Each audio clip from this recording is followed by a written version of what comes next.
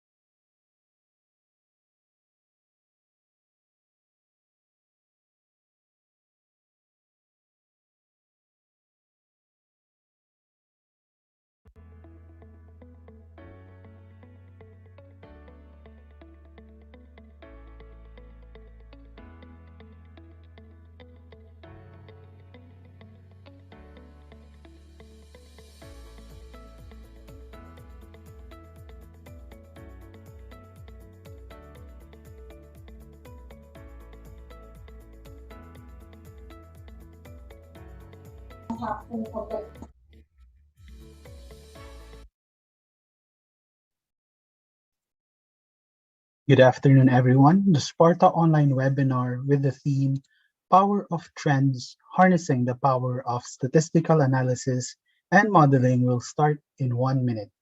We would like to remind everyone to keep their audio on mute and use the comment section should you have any questions or concerns. Thank you.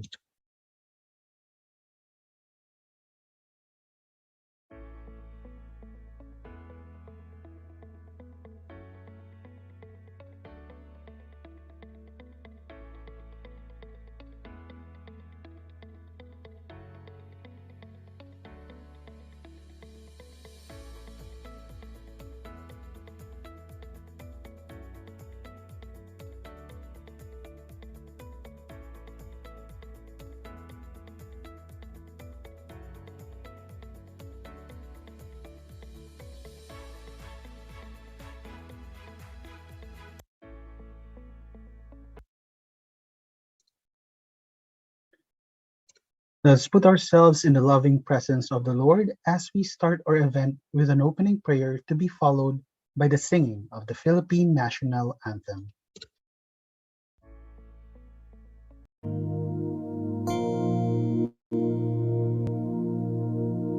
Dear Heavenly Father, we stand by you in humble prayer as we start our program. We come to you in gratitude asking for your blessing, guidance, and wisdom as we gather this morning. We thank you for this time that you have allowed us the opportunity to listen to our speakers. May you bless their preparations as we delight in learning what new things they are to teach us. We pray for the success of this event and the whole of Project Sparta as it aims to lay well-intentioned paths instilling to scholars and the community a mind and heart that thrives in the spirit of excellence. Continue to remind us that in everything we do, it is in pursuit of truth, for your glory, and for the service of our community. Lead us in all the work we do so that everyone may reap the benefits of our collective wisdom and experience. We ask these things in your holy name. Amen. Mga kababayan, ang pambansang awit ng Pilipinas. Kayang magiliw, ewas ng silanganan, alam ng puso, sa titik mo'y buhay. Lupang hinirang, tuyag ka ng magiting, sa manlulupin, di ka pasisingil, sa nagagang tutok sa simoy at sa langit mo bangaw, ay hinatang tula, tawid sa pagkayang minamahal. Ang isang ng matawad mo'y tagumpay na nagtitindig, ang bituin at araw niya kailan pang ay di magtitindig. Lumalang araw ng buwan, ating pagsinta, buhay langit sa piling mo. Aming ligaya ng pagkay mga amin, ang mamatay ng dahil sa'yo.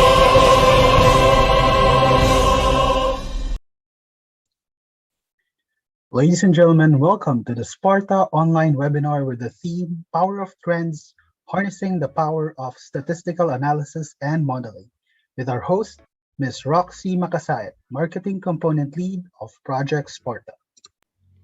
Good afternoon, everyone. I am Roxy Makasayat of the DAP, and welcome to the SPARTA online webinar with the theme Power of Trends, Harnessing the Power of Statistical Analysis and Modeling. A very warm welcome to everyone that has joined us this afternoon, and we are so excited to be hosting this webinar just for you.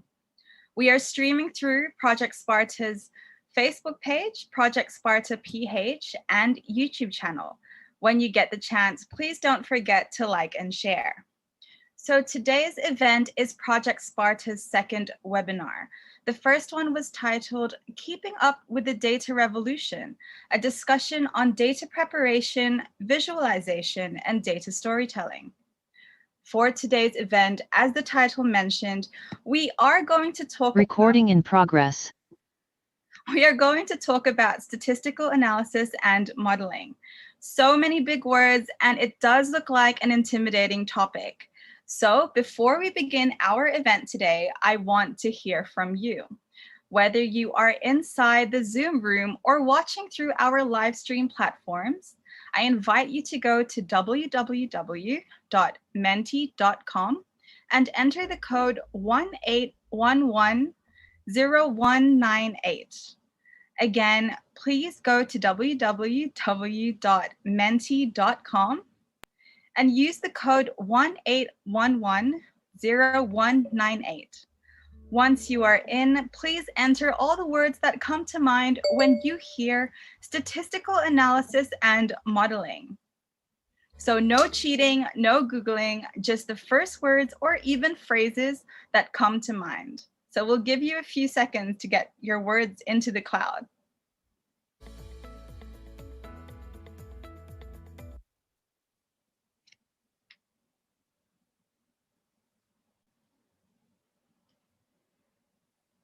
So I hope you can all log in and put in that code and put in the first word that comes to mind.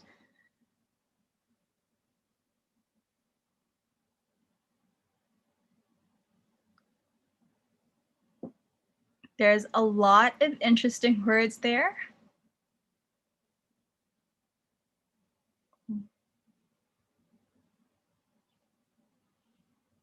So while you're still inputting, we are seeing a few great words that are being uploaded, and I would love for all of you to stay tuned and let's see which words in our word cloud will match our speaker's presentation.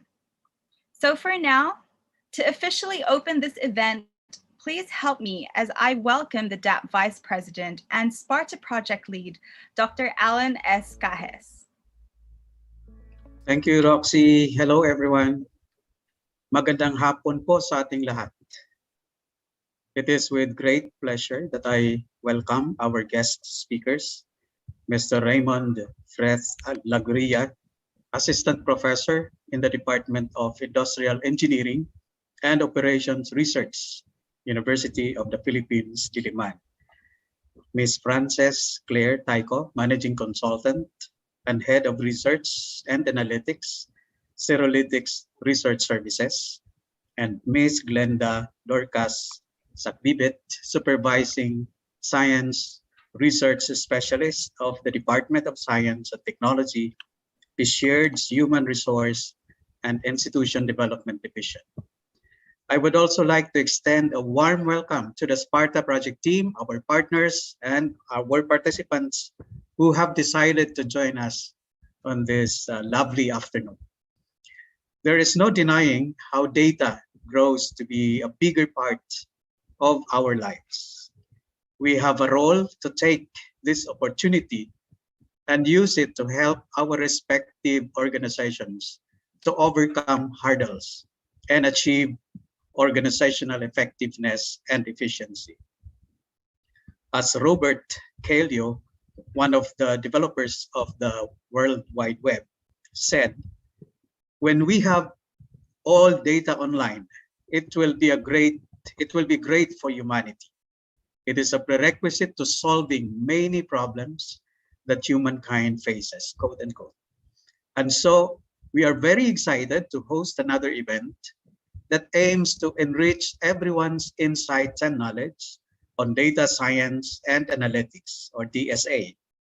As SPARTA now embarks on its third year of implementation, we are now another step closer towards democratizing DSA by conducting events such as this.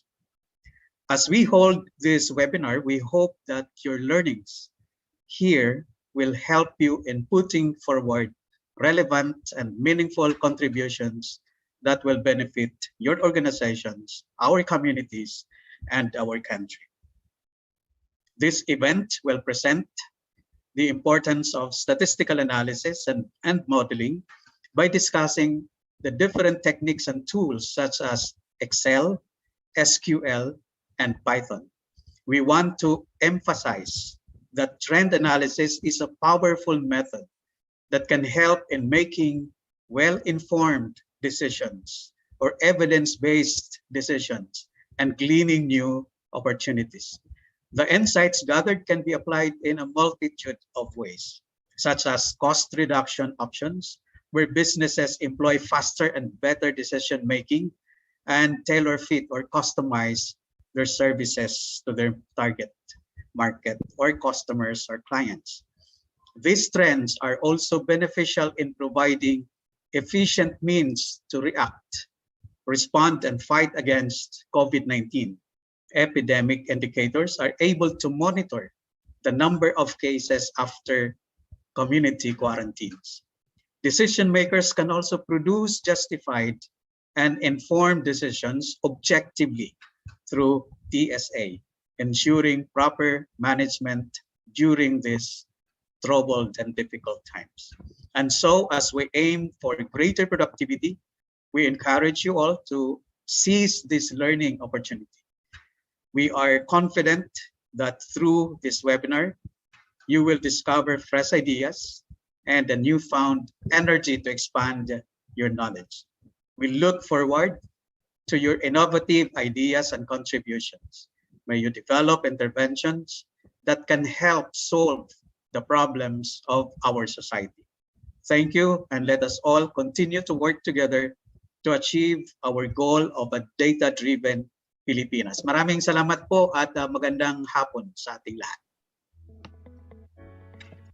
Thank you, Sir Alan, for welcoming everyone to this online webinar. For now, may I ask for your undivided attention as we show you some of the accomplishments of Project SPARTA in its second year of implementation through this audio-visual presentation.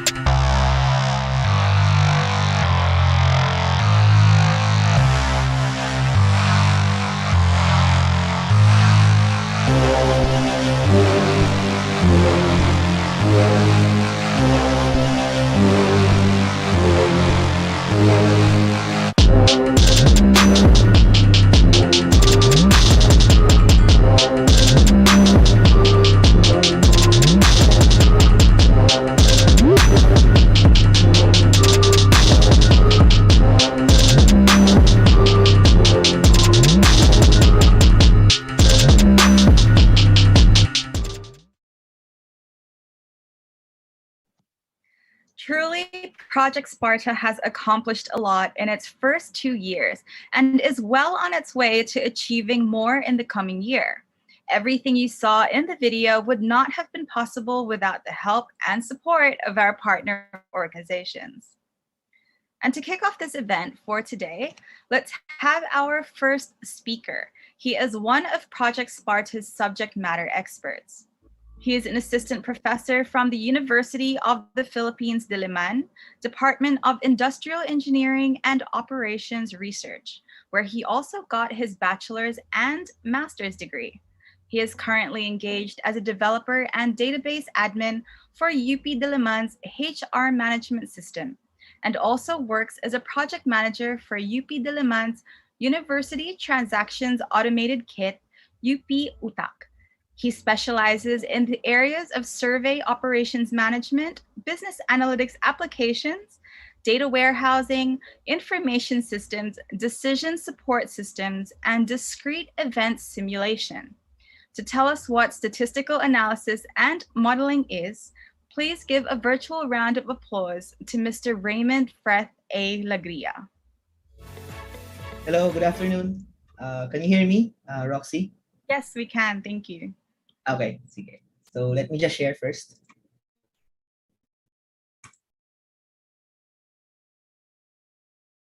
Can you see now my screen? Nothing yet. So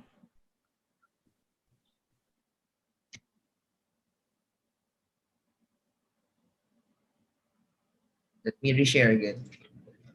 sure. We can see you and we can hear you very audibly. It's just that we can't see your presentation Just yet. okay. Okay, let me just check. How about now? I just reshared. No, it's still the regular. Oh, okay. So someone said that they can see it now. Perhaps it's just mine that. Okay, maybe you're using the spotlight, right? Yeah. Can anyone from the project Can team? everyone see the screen? Okay. Okay. Yes, we can see it. That's the wrong person to ask. Sorry, everyone. All right, thank you. Okay, so good afternoon, everyone. My name is Raymond, but others or my students and a lot of my colleagues call me Pam, so my nickname is Pam. So I'll be talking about more on an introduction on statistical analysis and statistical modeling, and then I'll be sharing some practical applications that I have done in the past, okay, or maybe I have encountered in the past, okay.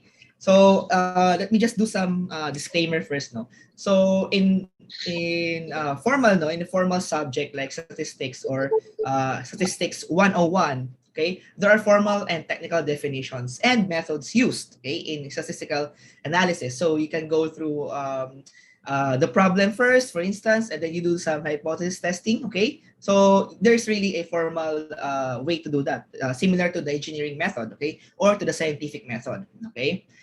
So I'd like to be more simple as possible here.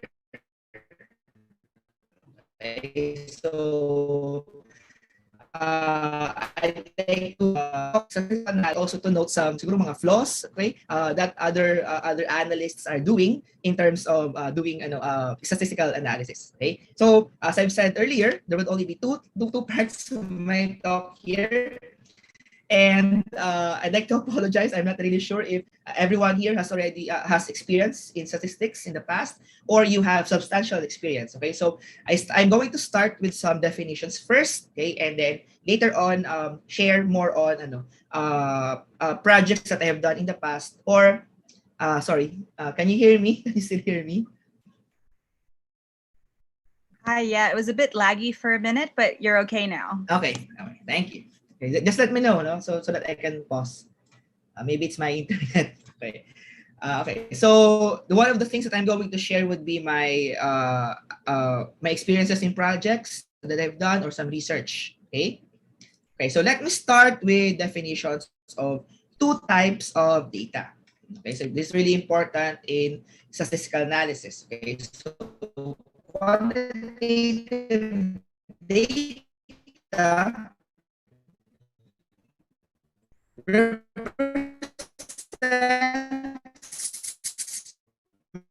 performance or anything that's actually numbers are can be considered quantitative. Okay, so anything that you see in your spreadsheets. Okay, so let me just check my audio first. Let me just check.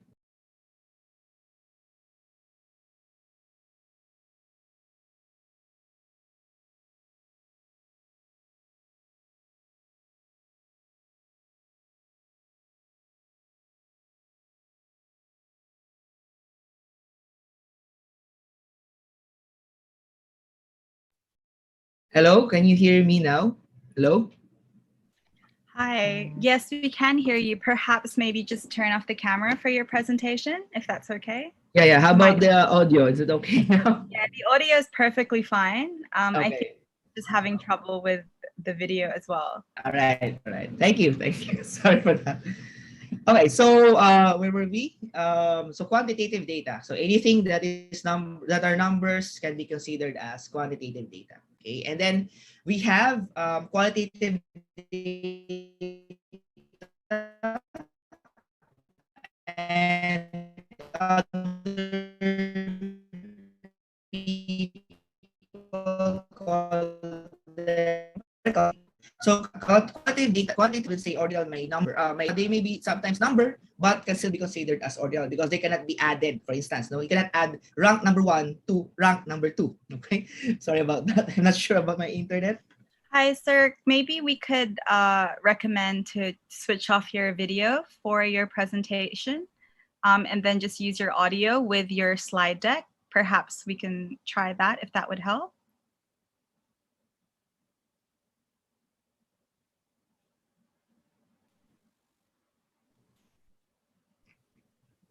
How about now? Can you hear me clearly, my audio? Yes, we can hear you Okay. now. So I suppose if you could start from the top because you were quite laggy. Okay. Thank you very much. Okay, so let me define again. No, so two types of data here. So we have quantitative data. So quantitative data represents measurements, performance or amounts. Can also be intervals, ratios, or percentages. Okay. Anything that's costs, etc., numbers can be considered quantitative data. So anything that you can add, you can take the sum, can be considered here as quantitative data. However, qualitative data naman, on the other hand, sometimes we call them categorical data. So they represent groupings that are either nominal. Okay, so for instance, you have gender or color, meaning nominal, you can classify something, you can label it. Okay, it has its own identity. So that's nominal.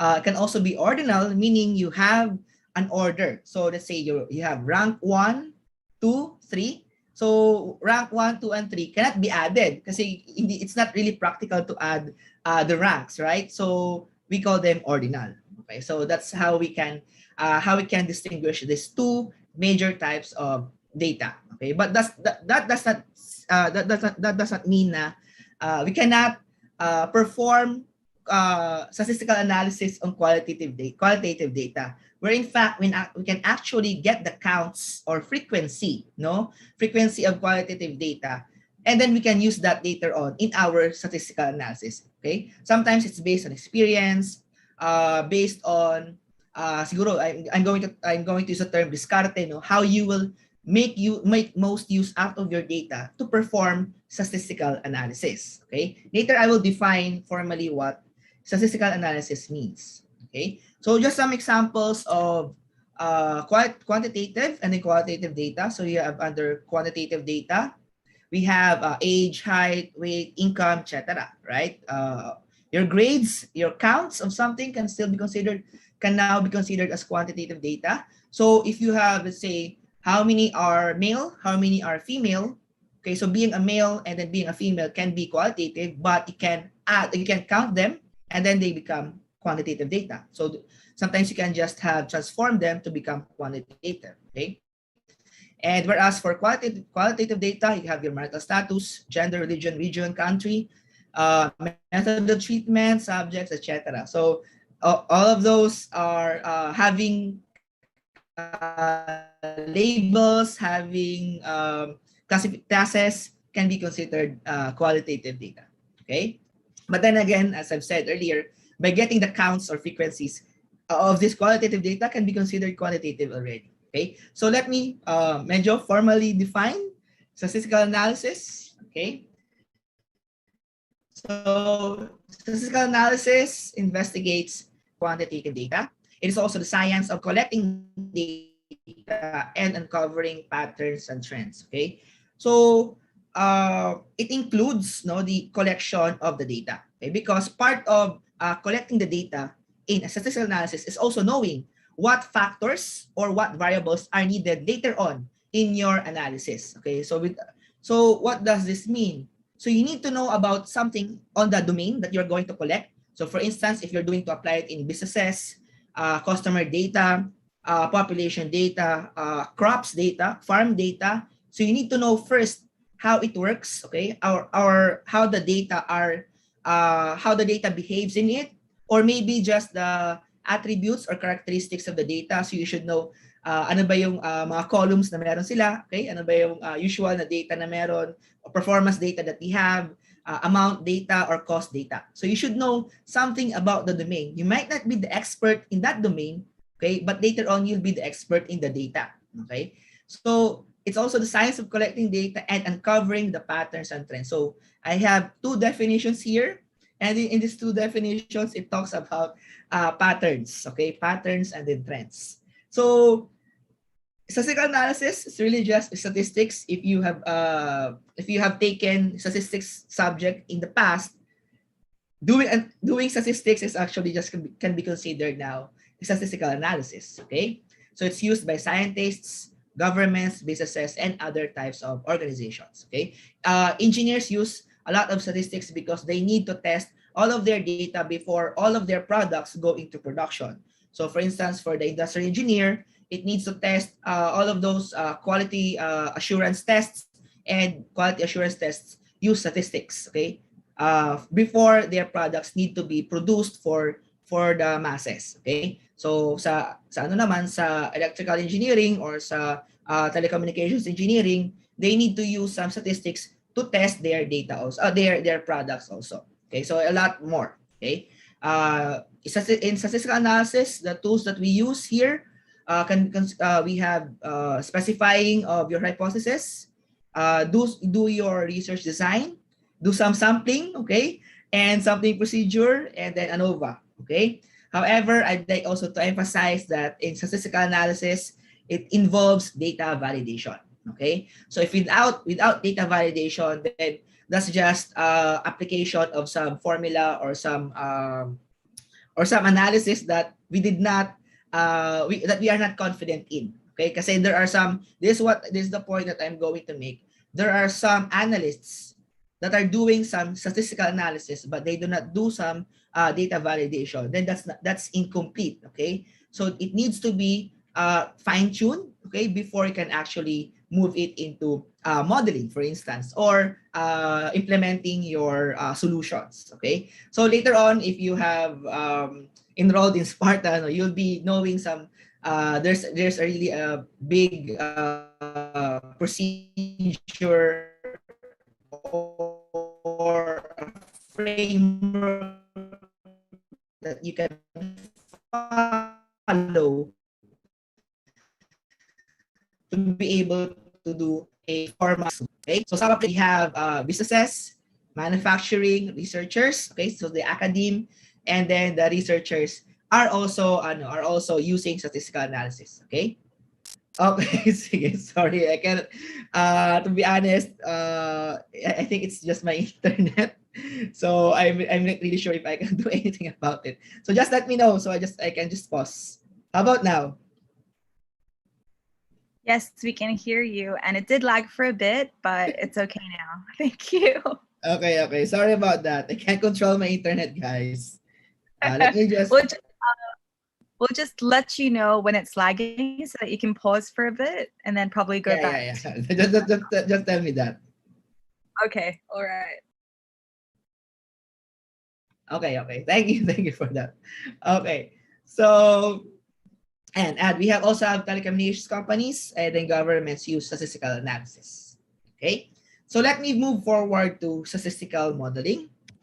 Statistical modeling, the data science process of applying statistical analysis to data sets. Okay, so, but for me, no, I'd like to emphasize on this other definition. It's the mathematical relationship between one or more variables. Okay, so by generating the relationship, let me just put that term, no, mathematical relationship between two or more variables, then that becomes a model or a statistical model. Okay, so we can say later on in your statistical analysis procedure, one of the output that you can get is a statistical model. Okay, so meron kang makukuhang equation, for instance. Okay, sige, example lang. So super simple example. I want to create a mathematical model on how to calculate for the salary. Okay, and you found out in your research or in your data gathering that salary is claimed na it's the number of hours. Okay, and you found out that per hour there is a 240 pesos salary per hour. Okay, so you get that. And then to get the total salary that you can receive by the end of the month, you just need to multiply your number of hours that you have worked for, and then times 240. Okay, so 240 times the number of hours, you will get the total salary for that month. Okay, so that's just it, right? Ganun lang siya kasimple. Okay, but well, in defining, that's how simple it is, but when it comes to analytics or statistics, you have a lot of data, okay? Because this is more of a deterministic modeling, okay? Kasi you have later on, what if your data does not behave in a deterministic manner? So there are some discrepancies, there are some errors, there are some outliers. So there are formal ways to remove around that, okay? So, and to model based on that. And then sometimes, based on your data, your formula is not only a simple y equals something times x, right? Sometimes it's can move to like the logistic regression equation, okay? So medyo na siya, a complicated equation, but it's still a model, okay? So there are a lot more, and sometimes our models in statistical analysis is not only governed by a simple an equation. There are some models that can be generated to computer. So, lalo na yung mas mahirap i-model ng mga data, it needs to run by the computer, okay? Or you have to have your tools that you can use to generate a model, okay? So, some of the statistical models that we can use, particularly that uses statistics, okay? Regression model, classification modeling, of course, yung pinakasikat natin, right? The regression model. We have clustering, random effects model. Medyo similar to regression, but you have certain rules that you have to use in random effects model, or certain assumptions that's different from the regression model. And then we also have logistic regression and many more. So madami pa. So you should have encountered this if you have taken statistics in the past. Okay, so let me talk about how we perform statistical analysis. But I'm going to somehow explain this in a more simplified manner, but still technical. So, because if you're doing if really a formal statistics study, you really need to have some hypothesis. You need to have a research problem for that, okay? But sometimes in our organizations, okay, in our companies, your data, okay, maybe the only available data is not really good for a formal research, okay? But you need to work on it, okay? So wala ka ng choice, okay? But to use your data that is available to you, okay? That can be done, okay? But there is a caveat that might not be supported by your statistical tests, okay? So but still some people do it, okay? Kasi yun lang available data, okay? So in a method for our statistical analysis, you start with the problem. Okay, it can be any problem, business problem, research problem, or a question that you wanted to answer for your business or for your organization. Okay, and then you collect the data. Okay, you collect the data, and then after that you describe the data. So let me just put some clarity here. Sometimes kasi when you perform descriptive data, descriptive statistics, okay, they do it some others call it like a model already. Okay, that can be considered. Okay, however, sometimes then you can use descriptive statistics or exploratory data analysis just to look into your data, okay, just to understand the data and how it behaves. So sometimes you can use descriptive statistics to be able to know more about your data. Okay, it's not hindi siya yung sagot sa problem mo. Okay, that can also be done. And then after that, if you can perform some relationships or modeling here, so this is what I've said earlier. You can perform your statistical models. You create some patterns. You find out the relationships, how those relationships can be represented by an equation. Okay, so that can be done here. Okay, it's also the time that you make those tests. So pwede ring you conclude your hypothesis from earlier. What else? You conclude that there is you try to model that there is a relationship between the number of hours and then the salary. Okay, so it is at this point. And then lastly, you interpret your results. So you say here, no, kasi there are some tests that we can use to say na, okay, our tests or our model has concluded that it really has a relationship. X has a relationship with Y. Okay? So this is the more simplified, but yet to be honest, I have to be technical here because ganun ang statistical analysis eh. May technical talaga siya. Okay, may technical part. Okay, so let me just put some examples under problem. Okay, so for instance, some of the hypothesis that you can test is that the number of hours of studying has an effect on your exam grade if you're taking some exams, right, in your master's or in your doctorate or in your courses. Okay, also another example of a problem or a hypothesis could be there is no relationship between using face masks and COVID-19 infection. So if I don't use face mask, it doesn't mean that I'm going to have COVID-19 infection. Okay, so that's just one problem. That's just one problem or hypothesis. And then you collect data by doing some sampling and identifying of relevant factors. So I'd like to note some important thing here. No, when you collect data in statistics, it has to be a formal. It has to have a formal method. Okay, so let me just put in some example. Okay, for example, syempre meron na tayo so we have this presidential election, di ba? Coming in May. So for example, there's one particular online survey. So take note, I'm going to use online survey.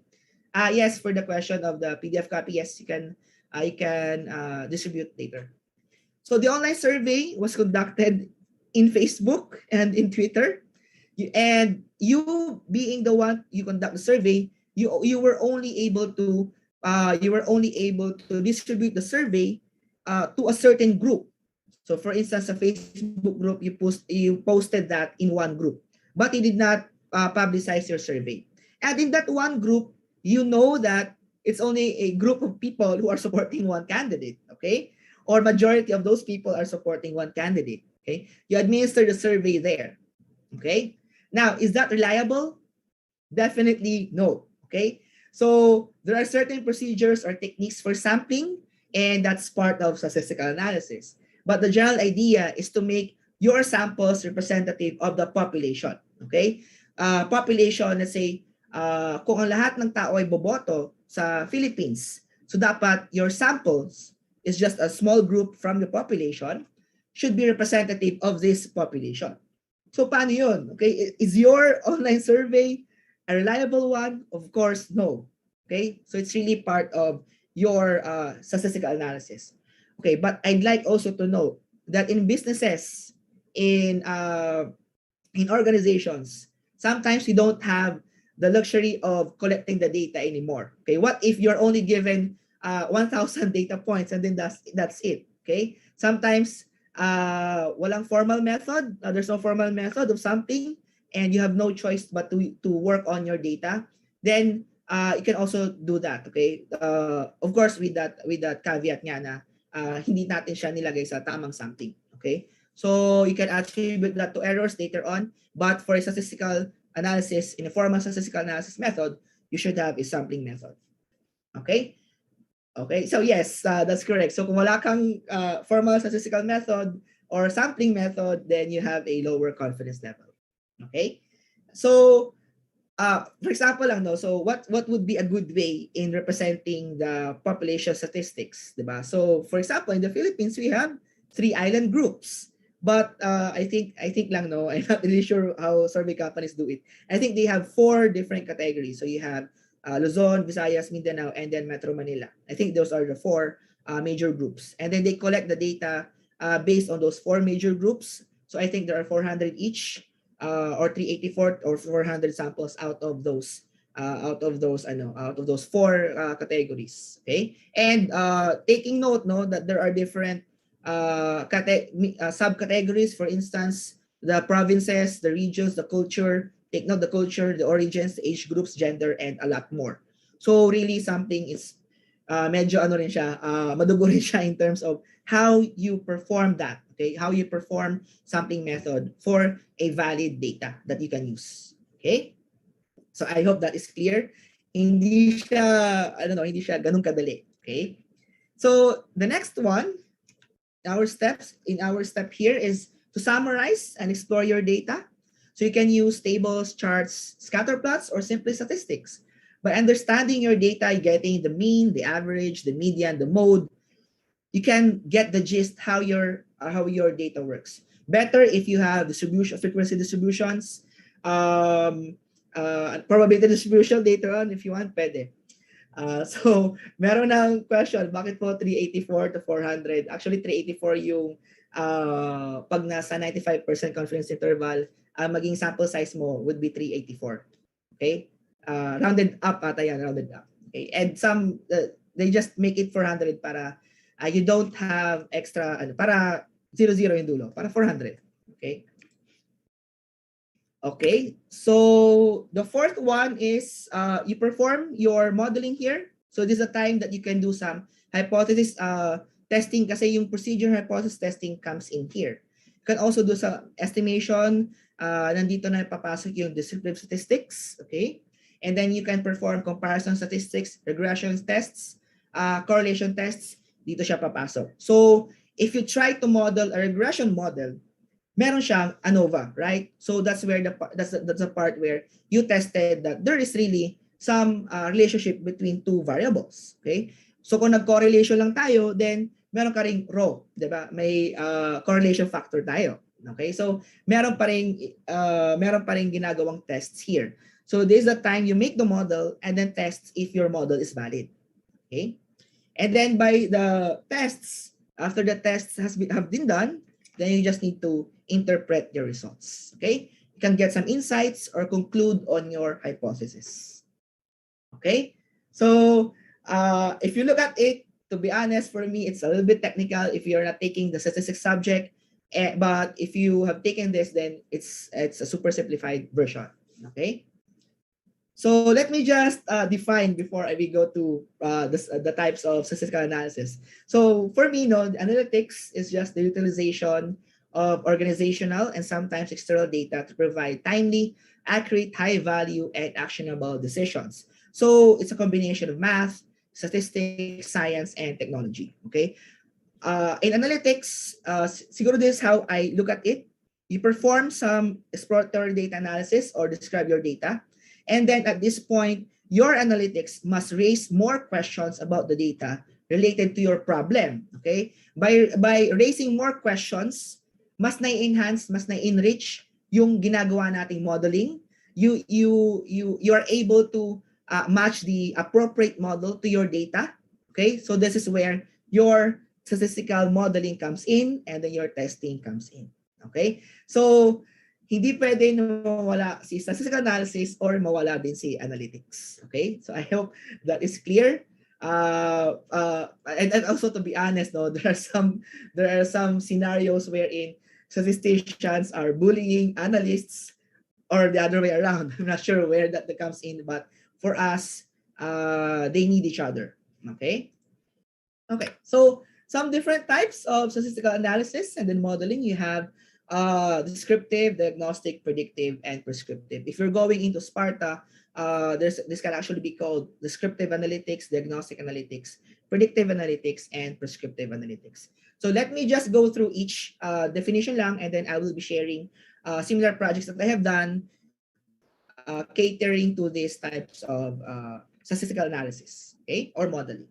So descriptive analytics is a statistical method that is used to search and summarize historical data in order to identify patterns or meaning. Okay, so it answers the question, what happened? Tells you what happened in the past. So it's more on historical data. So kung kinukuha natin yung average, you get what happened. Okay, you get what happened in the past. Okay, example, the mean or the average. Let's say this is our salary scale for all the people in the Philippines, monthly salary. So your x-axis is here, and then the rest of us, our salaries are here. Okay, but Manny Villar has a salary here. Okay, so by getting the mean, you get that the most of us, the salary of the most people of the rest of us are here. Okay, so masyado malayo, right? So by doing that, you understand, okay, so there are people that has very high salaries as compared to us. Okay, you can also perform some tables. Hindi natin tinatanggal ang tables in terms of descriptive analytics. Okay, sometimes more often, no, tables are really useful in reports, but not really that presentable in terms of presentations, data visualization. Medyo mahirap siya basahin. Okay, but in some reports, papers, then tables are really good for it. Okay. You can also do some charts, bar charts here, frequency charts. You can do that for your data, just to understand the data. So at this point, you can understand here that most of your food category counts come from household, snack foods, and then fruits and vegetables. Okay. And then you can also do some frequency distribution just to understand how your data behaves. So makita natin dito that the bulk of the data are around this BMI midpoint. Okay, here. So hindi siya dito, it's not here, but around this part. Okay, and simple counting can also be considered descriptive analytics or statistics here. Okay, okay ba yun? So hopefully that's clear for you. And then let me proceed to the diagnostic analytics. So diagnostic analytics answers the question, why did it happen? Examines data and content to answer the why. Okay. So let me just put in my personal opinion, no, but others will disagree. So for me, diagnostic and descriptive can be considered as one. Okay, kasi you're still using some descriptive analytics here. Okay, but in the diagnostic, you can also use some predictive analytics here. So medyo may overlap din siya. So that's why we can consider it as a different type of statistical analysis. Okay. So it uses data to determine causes of trends and correlations and variables among variables. So powerful diagnostic analytic tools will empower the analyst to drill down data and potentially isolate the root cause of a problem. So if your company, for instance, if you've encountered OLAP, okay, or all up technology, in your data warehouse, if you have a data warehouse, it can actually produce drill down data. Okay, so you can do that here. So that's part of your diagnostic analytics. Okay, and anomaly detection is also part of diagnostic analytics. So saan nanggaling yung anomaly natin? Okay, why did we get small sales for this month? Is it because of one location? Is it because of an external event? So that's part of diagnostic analytics. So another example would be if you have encountered a technology problem in your tools or in your systems. Sometimes your IT people will say, we're running some diagnostics. So this is where looking for what happened, why did it happen. Okay, so doon nangyayari yun. Okay, and then the third type would be predictive analytics. So it's an application that seeks to find patterns and trends within historical data to provide useful information that can aid decision makers. Okay, so just to differentiate, this answers the question, what is likely to happen? Tell me something interesting without me asking. So pumapasok din dito ang data mining, some questions that you did not think of, pero it's able to answer. Okay, it's also part of doing some predictions, some forecasts, part din siya ng predictive analytics. Okay, so it extends your descriptive into something na meron ka nang maprepredict. Okay, so still uses historical data to predict something. And then one of the solutions or one of the models that we have is your classification methodology. Okay, or classification modeling. Sorry. Okay. Okay, and then the last one is the prescriptive analytics. People call this the last frontier or the final frontier in your 4 types of analytics. So it's a process that analyzes data and provides instant recommendations on how to optimize the business or organization. So in prescriptive analytics, it prescribes what is the best path to take. Okay, example, in manufacturing, how many are you going to produce? How many types of product A, how many types of this product of product B, to be able to have the optimal sales. Okay, paano mo makuha yung pinakamataas na sales? Okay, okay. So there's a question: is this the what if analysis? That can be part. That can be part, sir, of prescriptive analytics. So we call the sensitivity analysis. Okay, under prescriptive. So it answers the questions like, tell me what might have happened and tell me what is the best solution. Okay. So there are 2 methods that I know of. It's your optimization and then simulation. Okay. You might not be able in simulation, you might not be able to get the optimal solution here. Okay. But it can generate better solutions than the current one that you have. Okay, so you have optimization here. There's a linear program here, but it prescribes kung ilan ang i-produce mo na brand A, ilan i-produce mo na brand B, just to have a maximum profit. Okay, based on your resources pala. Sorry, that's really important. Your resources are always limited. So with the limited resources, ano yung maximum profit that you can get out of it? Okay? Okay, so siguro yung sharing na lang on my projects in the past. So yan, one of my projects was doing some analysis on milk sales data. So pang baby na gatas. Okay, so sales for different types of milk, marami palang iba-ibang products yun. No? So iba-iba yung, sometimes may gold, di ba? May I don't know how they name it, pero may iba-ibang types of milk na pang bata. Meron din pang age group, right? So the challenge was to model the effect of cost variables on sales. So one of the cost variables is spending money on advertisements. Let's say the TV advertisements, pwede rin sa social media advertisements. So may mga gastos yun. So how does the cost variables affect the sales of those milk? So the modeling that I used was descriptive, do some descriptive analytics, and then do predictive modeling. So the specific model that I used was linear regression on different types of milk product categories. Okay. So example lang, I'm not going to divulge the company here, and then the actual model, sample lang to of the regression that I was able to generate.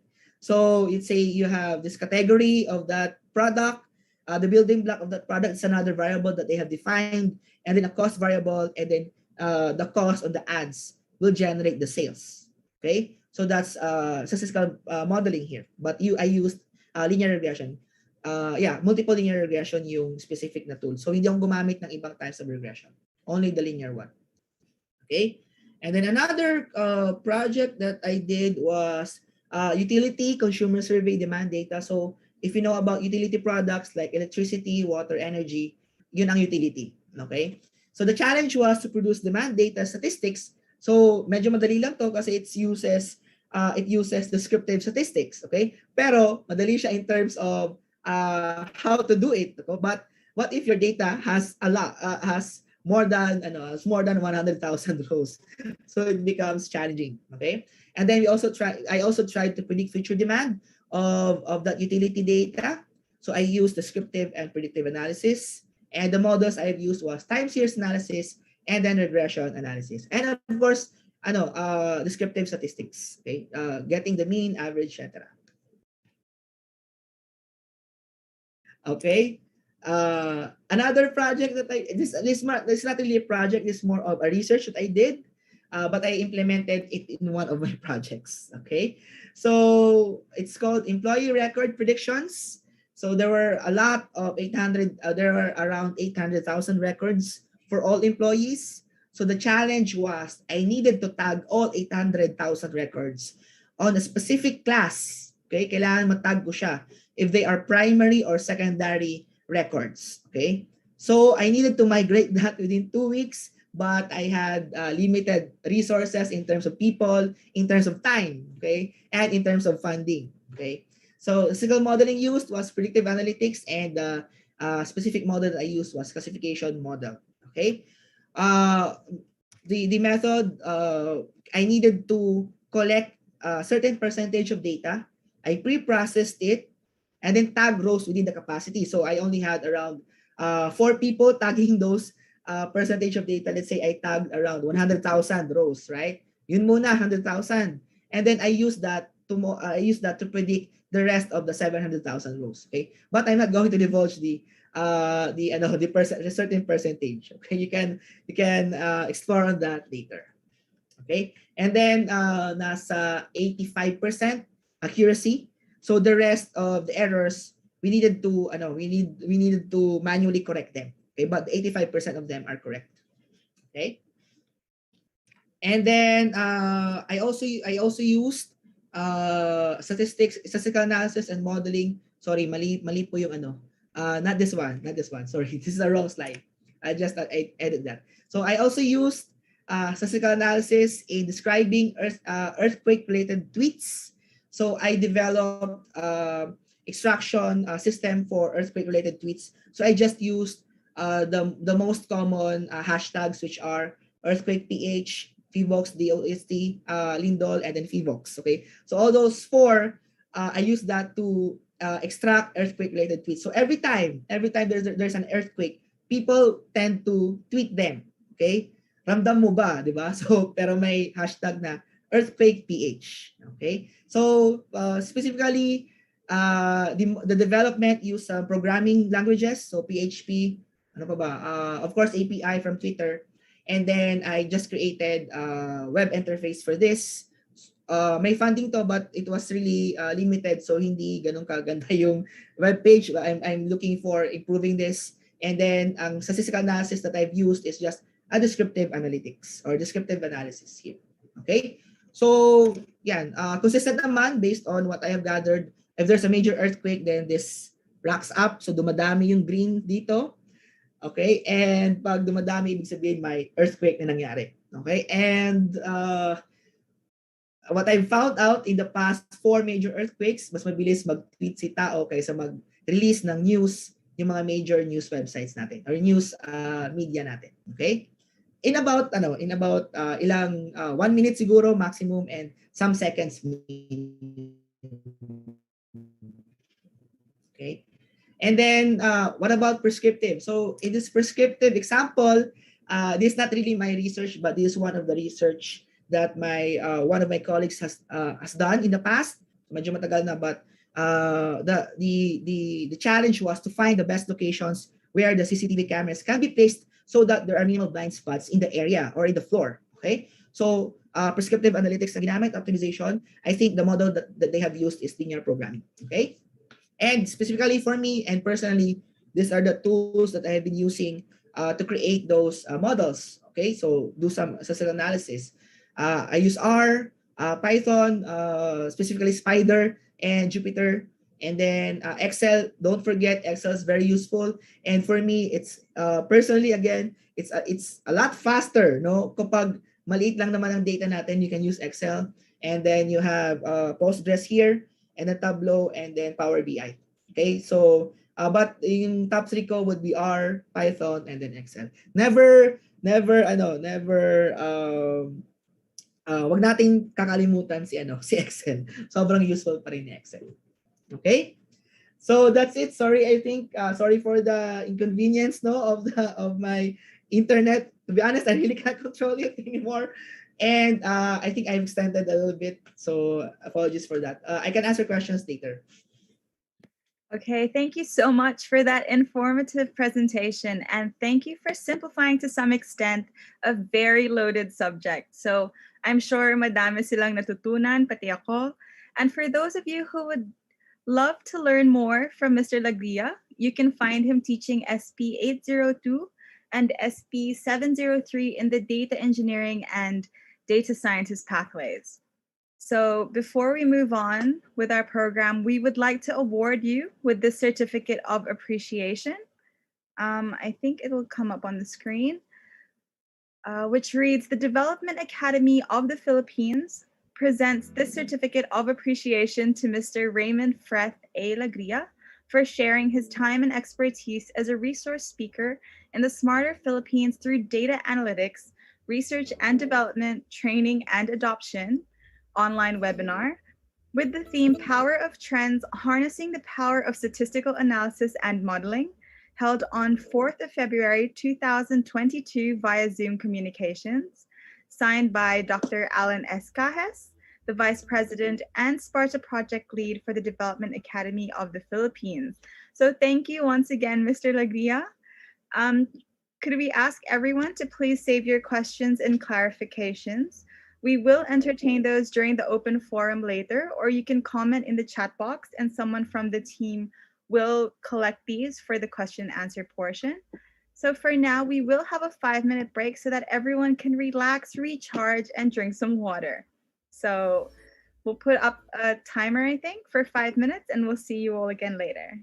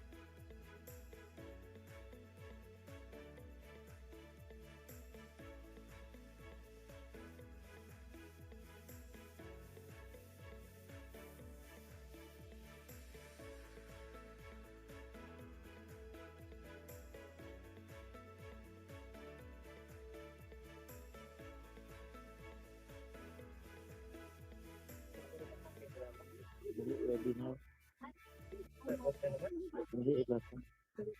Sa SPARTA to. Wala na. Ah, naka-break.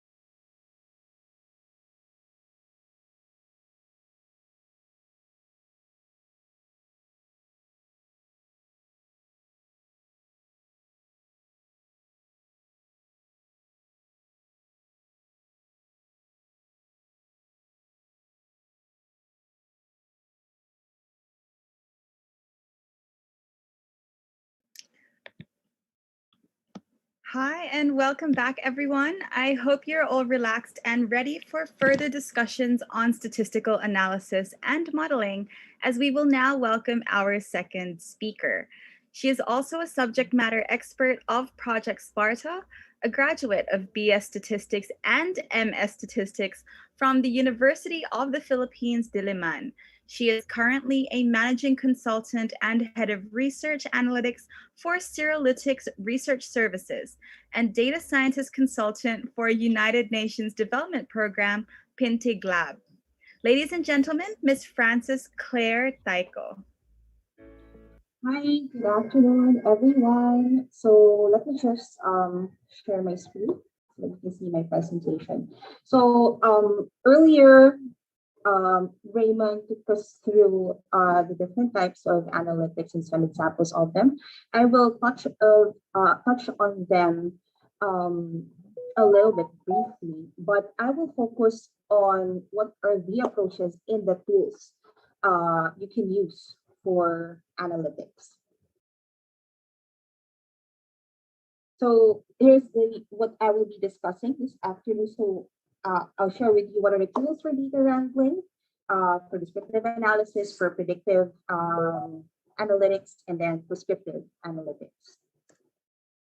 So for data wrangling, so some of you might have heard of it, some of you might have not. But data wrangling is essentially just a process of cleaning, organizing, and transforming your raw data into the desired format for analysis. And the overall aim is to make data sets ready for downstream analytics. So it encompasses all work done on your data prior to the actual analysis and modeling. Now, easily, for some of you who have analytics experience, easily data wrangling consumes 70 to 80% of an analyst or data scientist's time, in an analytics project. So some of the common tasks that you would expect when you're doing data wrangling is that you would clean the data, you would pull data from your data source, you will filter, you have to filter it, update it, and even combine data sets. Now, there are two categories of tools that you can use for data wrangling. So you have spreadsheets, and then you have programming interfaces. So if you're dealing with just small amounts of data, there are available applications like Microsoft Excel, and now in the cloud there's already Google Sheets, which have functions that would allow for you to cleanse your data, standardize the format, and even deduplicate your data set. So for example, in Excel, you have functions that can help you standardize the format of your data, such as proper, trim, left, mid, substitute, replace, clean. So these are all functions that are available in your usual spreadsheet application. And there are also wizards, powerful wizards such as conditional formatting, which would allow for you to highlight missing data or highlight duplicate data in your table so that you can easily investigate them. There is also remove duplicates wizard, which will allow you to automatically or quickly remove the duplicates in your data. And there is also a text to columns wizard, which would allow for you to parse. So for example, you have the comma delimited file, then you can easily use text to columns wizard to divide your data into the columns. And the use of spreadsheet I would like to echo what Tam said, Professor Tam said earlier.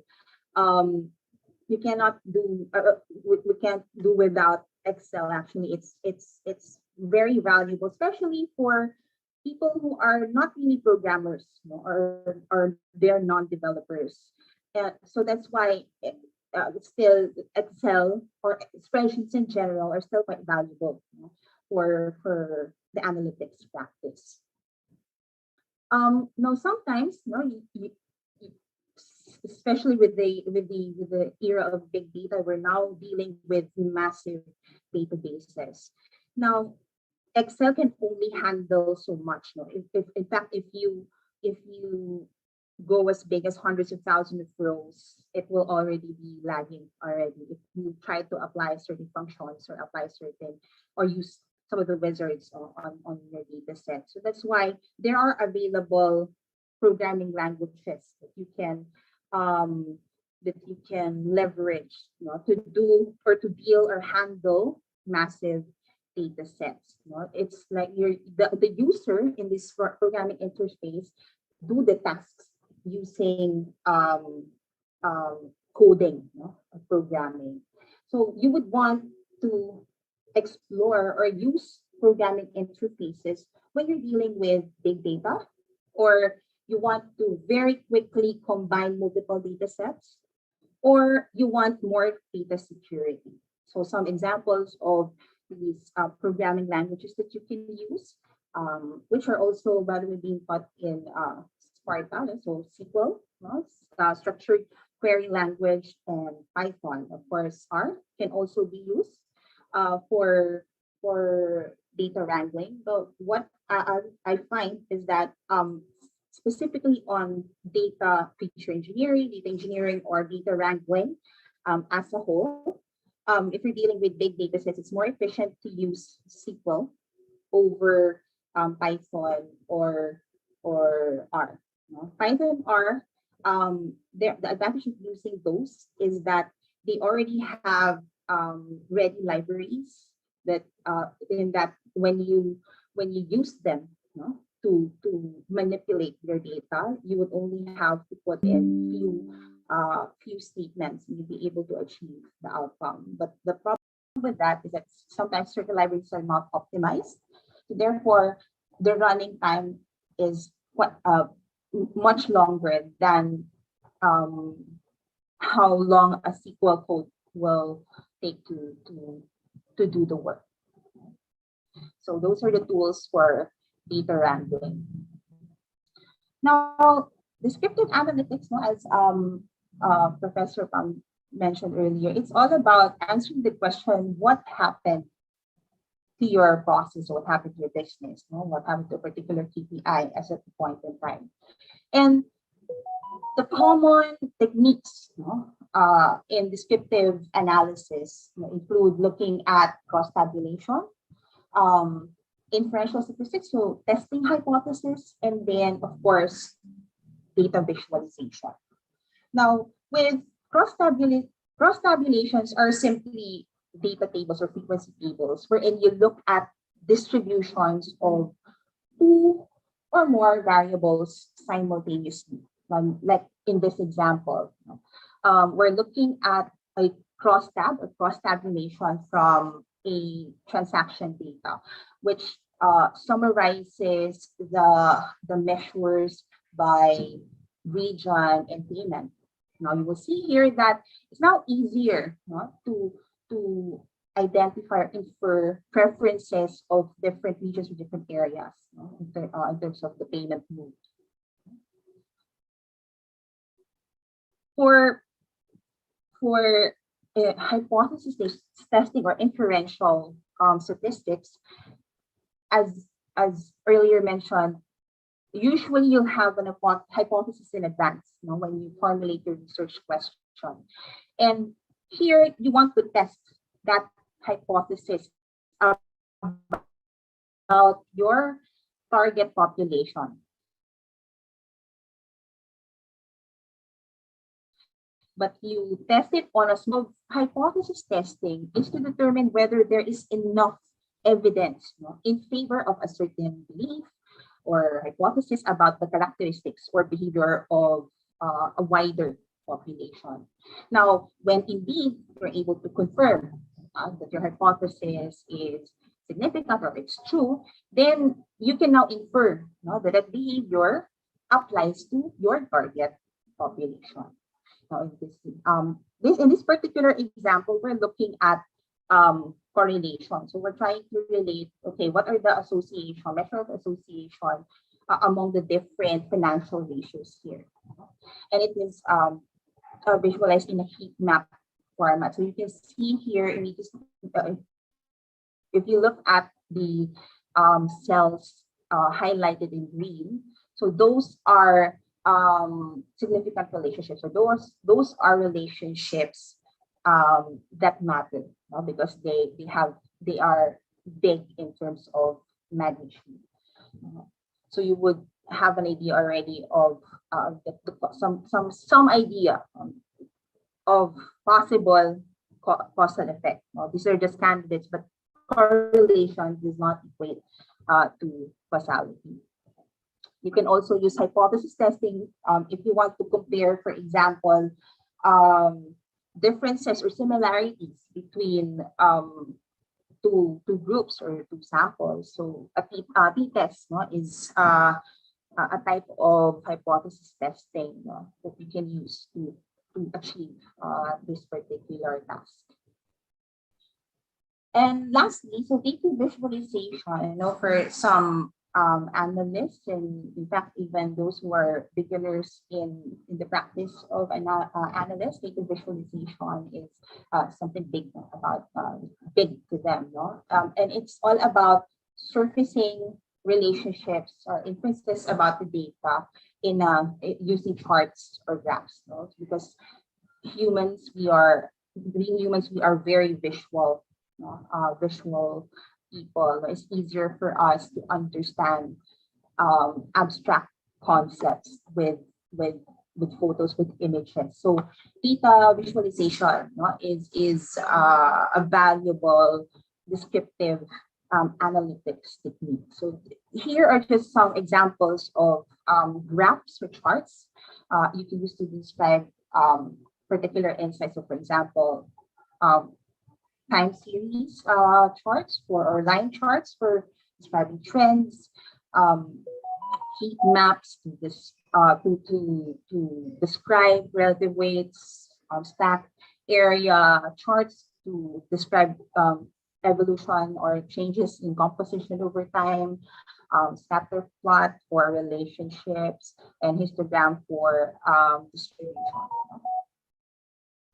Now, where can we do, no, all of these approaches or techniques? So as in the previous, no, in the previous discussion on data wrangling, we can also use spreadsheets, no, for descriptive analytics. We can, there are also available BI or business intelligence tools, as well as custom visualization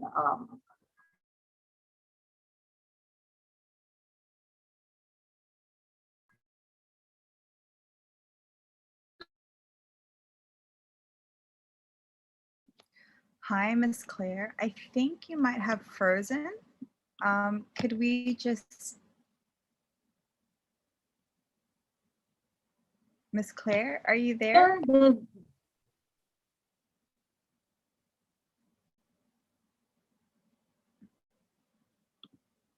Miss Claire, I'm sorry. I think we might have lost you or your connection. Do you mind going back perhaps 2 slides? Hello, can you hear me now? Yes, we can hear you now. Okay. Yeah, so I think you might have to go back Okay. 2 slides. Hear me now. What? Okay. What was the last thing you heard from me? The data Hello? visualization. Hello. Yeah, there. I can hear you. Yes, there. So data visualization, is that it? Okay. Maybe I'll turn off my camera first so that it will not interrupt with my connection. Is that fine? Okay. All right. All right. So, okay, again, on data visualization. So it's essentially all about surfacing relationships or inferences from your data using graphs or images. And it's a invaluable tool in descriptive analytics. And here are just shown here are just some examples of the different types of visualizations that you can use depending on the insight that you would like to highlight.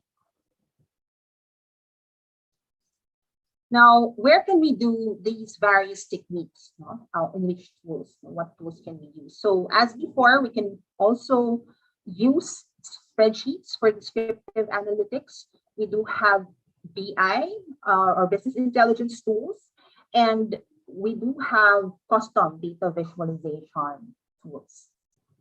So in Excel, of course, there is the pivot table functionality that would allow for us to generate cross tabulations using one, two or more segments or factors.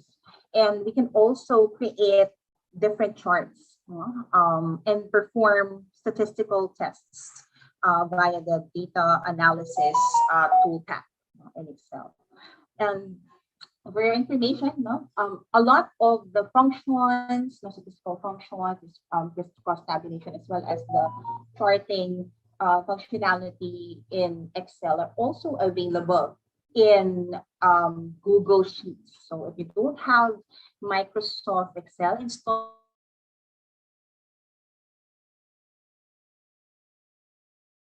Hi, Miss in Claire. your laptops or in your device, then you can use Google Sheets. As sorry, Sorry, hello. hi. You just lagged for maybe like a couple of seconds. Yeah. So what's the last thing you heard from me from spreadsheets? Yes. Yeah. Okay. All right. So again, no, if you don't have Microsoft Excel in your laptops or in your desktops, then you can leverage or you can use Google Sheets because most of the functionalities in Excel are also available in Google Sheets. Also, spreadsheets can be used for descriptive analysis. Now, BI tools, no, such as Tableau, your Microsoft Power BI, and ClickView. No, these combine the ease of reporting with point and click generation of charts for visualization. So this is more GUI based tools that would allow for you to create dashboards or visualization for your analysis. So for some of you who want to have a web-based, perhaps a web-based dashboard, uh, and it's not easy for you to simply use Google Sheets or Excel. Now, these BI tools are some of the applications that you can explore for your descriptive analytics. Now, sometimes, sometimes it would be good to have, or you would want to incorporate some level of interactivity, or some level of flexibility in your visualization. And sometimes sometimes the readily available charts in your BI tools or even in your spreadsheets are not enough to really make your insight stand out, insight from your analysis stand out. Then you can explore these other data viz tools. These are for most of these, if not all of them, it would require coding or programming. So tools such as D3JS, so this is JavaScript, ggplot, no, this is a visualization package in R, and then Matplotlib, Seaborn, or just some examples of visualization packages in Python. So if you want something that is more customized or more interactive, and you want to come up with an interactive like web page with your visualization in it, then you would explore these custom database tools. Now for predictive analytics, so the overall goal here is, if given enough historical data, then you would want to predict your target outcome or forecast your target outcome. Now, some of the common tasks that usually happen in predictive analytics or predictive modeling process are statistical analysis, model training, testing of the model accuracy, outputting of model components or your model estimates, and then model prediction, output prediction. So for all predictive modeling process or predictive modeling project, the foundation is really statistical analysis. So even before you jump into the training or developing the actual predictive model, you would want to do some exploratory data analysis. So for example, to reduce the dimension or reduce the number of variables that you will feed into your predictive model. So this is the statistical analysis part of that process. Now, once you are able to reduce your dimensions, you've already prioritized or shortlisted your features to be included in the model, you do the actual training. So what is training a model? No? And training a model is a process, no, in which you have wherein you have a statistical or machine learning algorithm, and you feed into it a sample, no, a sufficient sample, and it is called training data, no? And you feed it into the algorithm for the algorithm to learn from it. And what happens when you're training a model is that you are adjusting, no, or updating or changing your parameters or the weights, the model weights, or the contribution of your different features or the different variables, uh, contribution in explaining your target outcome. And what you do in model training is that you adjust these parameters so that the in every iteration, no, its performance in solving a certain task increases, no? Kumbaga, there is like an objective function that you're trying to maximize. In the example of classification, in a classification model, no, example, you may want to choose values, no, for your estimated parameters or your betas or your estimate or your coefficients. You would want to maximize it. You would want to come up with weights or estimated parameters such that the probability of your target outcome, let's say for example, churn or not churn, you want to maximize the probability of observing, say for example, churn, given your explanatory variables or given your predictor variables. So that's what happens in when you train a model. Now, after you have trained a model in a sample, you would want to be able to provide an unbiased evaluation of the final model you selected, and you test the strength or the accuracy of the model that you developed in a data set or in a sample that it has not seen, or in a sample in which it was not uh, in a sample that had not been used, no, in the development or in the estimation of the parameters. And the purpose of testing model strength, no, of your final model is that as much as possible you will want to be able to apply, you want to ensure that your model is applicable in the real world. And usually what happens is that your in reality, in real life application, your model will not be seeing what's incoming, no? What's going to be the new inputs. So say, for example, you have an application scorecard that would say, for example, determine whether you will be approved for a loan or a credit card or not. You don't know who will be applying. What is the profile of people who are going to be applying for credit card? It can change over time. So that's why there is testing, or a validation of your developed model in a sample that it had not seen. So that's what happens in this stage of predictive modeling. Of course, you would be interested to know what are what are the contributions, of your different factors to explaining or to predicting your outcome. This is especially valuable if there are policies, that need to be changed, not to be able to operationalize a model. It guides policy making, it guides decision making, because the contribution or the weight of those factors are transparent.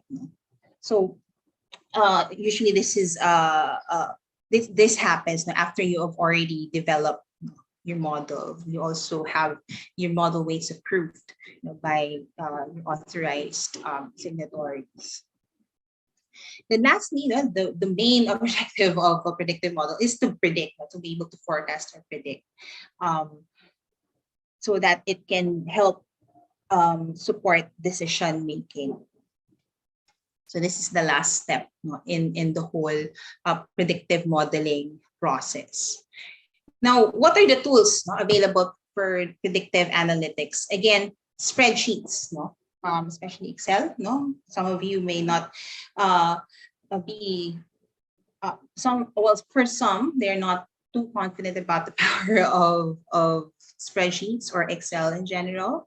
And I think it's more about the capacity, rather than the capacity of spreadsheets to handle big data. But actually, for relatively smaller data sets or simpler applications, simpler modeling, spreadsheets, especially Excel, can be used.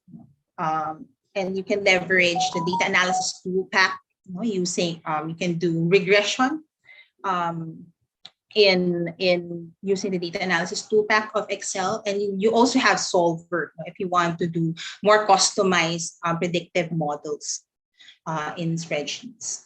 And also, it's pretty easy not to visualize results, as well as forecasting predictive accuracy measures in Excel, because there are a lot of charts available in it.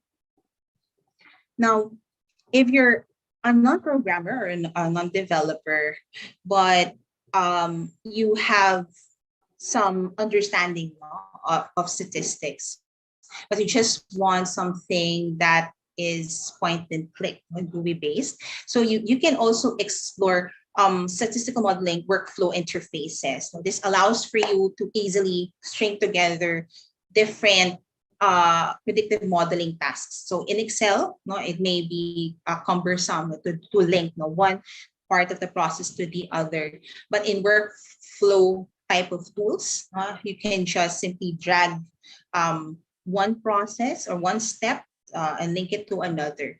And some example or some popular tools work with workflow interfaces include KNIME, RapidMiner, of course, SAS Enterprise Guide, and then SPSS SPSS Modeler. Now, for more advanced users, so if you are a programmer or a developer, then you can explore programming languages. Specifically, you have license.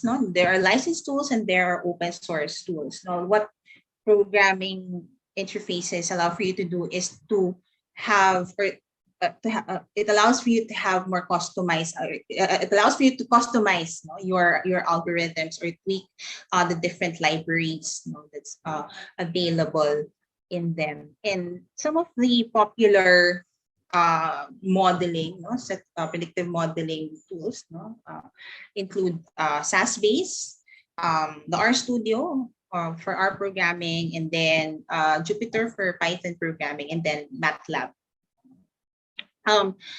Probably some of you would ask, okay, which one is better, the licensed one or the open source one? The advantage of the licensed ones, the licensed programs or applications, is that the documentation of the algorithms and the different libraries are very solid, because the quality assurance process before they get productionized or before they get included in the actual release of the program is very rigid.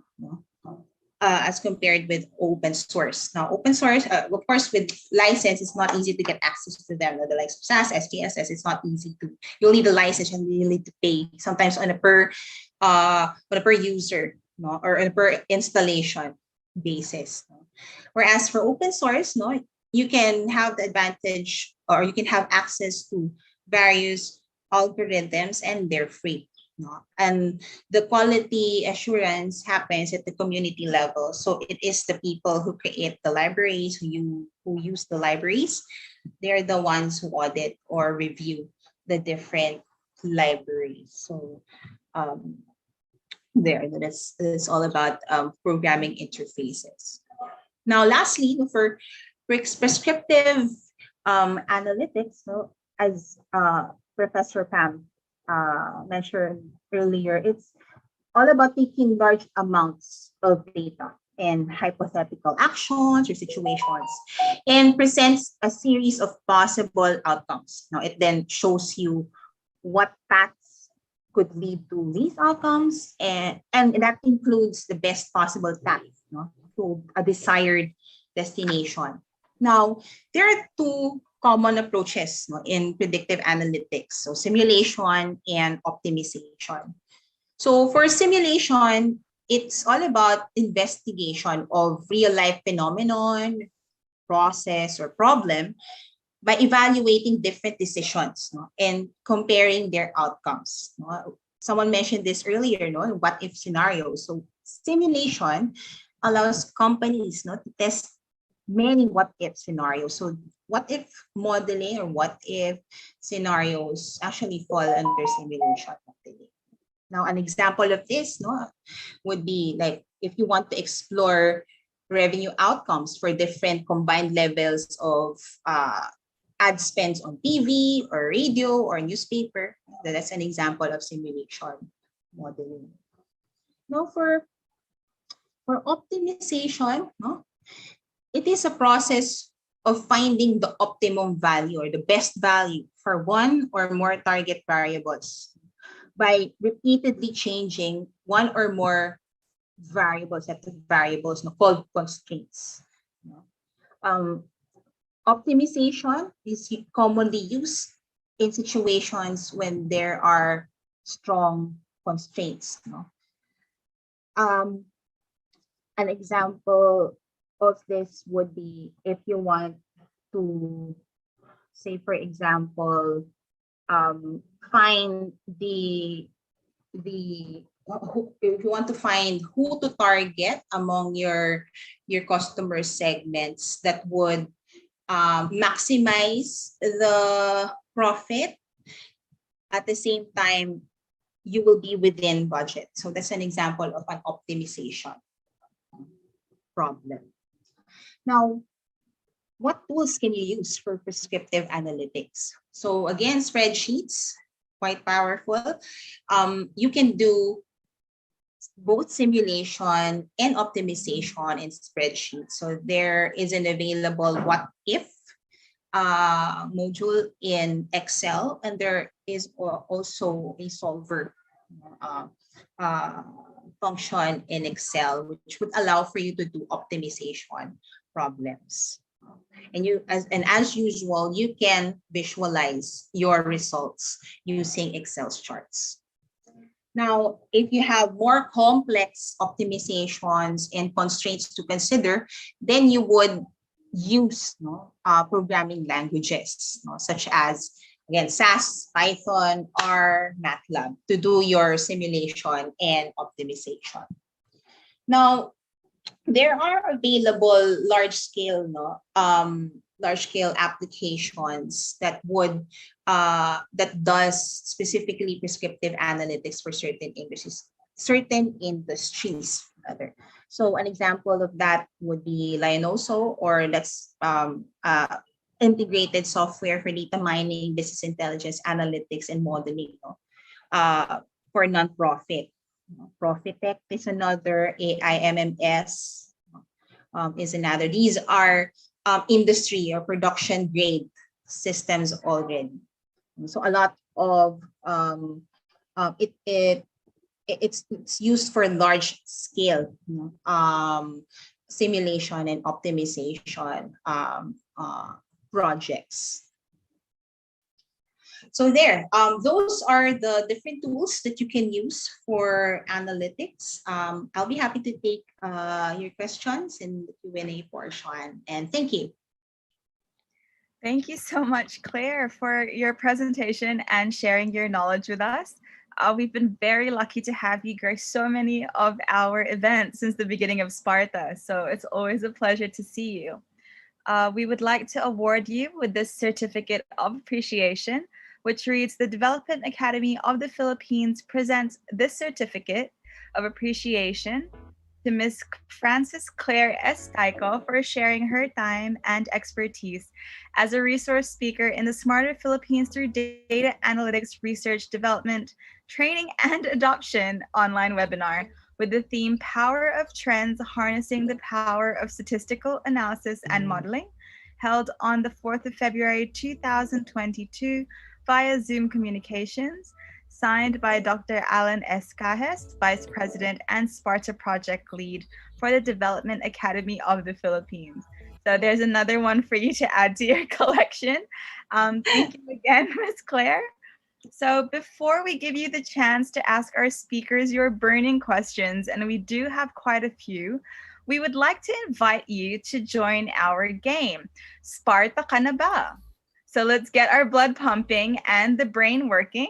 So to lead our game today, may I call on our quiz masters from Project Sparta's partnership component, Dane Rosero and RV Kayabyab.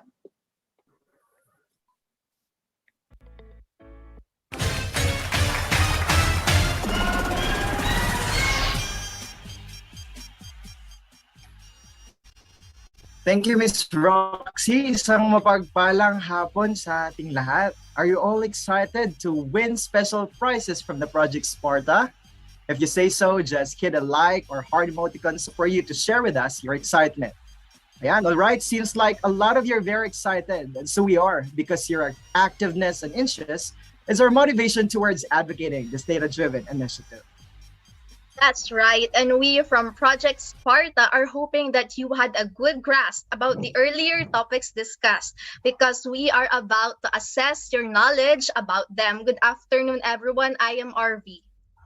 And I am Dane, and we are your game masters for this exciting, fun, and challenging trivia game. So before we start, we would like to ask the most important question. Are you ready? So kindly give again your heart or like emoticons so that we can see your excitement. So I think I'm seeing a lot of emoticons, and I think everyone is ready. Let's start, Dane. Yes, thank you, RV. We call the game Sparta Ka na ba? Yes, di kayo nagkakamali, for this is the Sparta version of the popular game Ka na ba? And if you have paid attention to our presentation, then you have a great way ahead, because the questions revolve within it. That's right, Dane. But before we begin, we would like to remind everyone that this activity is supposed to be fun and informative. We know you want to win some prizes, and most of you are probably competitive, but don't forget to relax, enjoy, and have fun. So Dane, let's start with the mechanics. All right, for us to be guided with this trivia game, let's make sure that everything is crystal clear. So first, go to kahoot.it and enter the code sent in the comment section. And only the first 100 participants can join the game. So second, to play the game, participants must choose the correct answer. So Facebook, YouTube, and Zoom participants are encouraged to join the game. Fourthly, the top 3 participants with the most number of correct answers will be considered winners and will receive special prizes. We only have 10 questions in this round, so make sure to earn some points to reserve your spot. Okay, so let's ask one of our associates to please type in the Kahoot code in our chat so that we can start the game right now. You can also please start flashing the screen for the Kahoot so that everyone can see. Okay.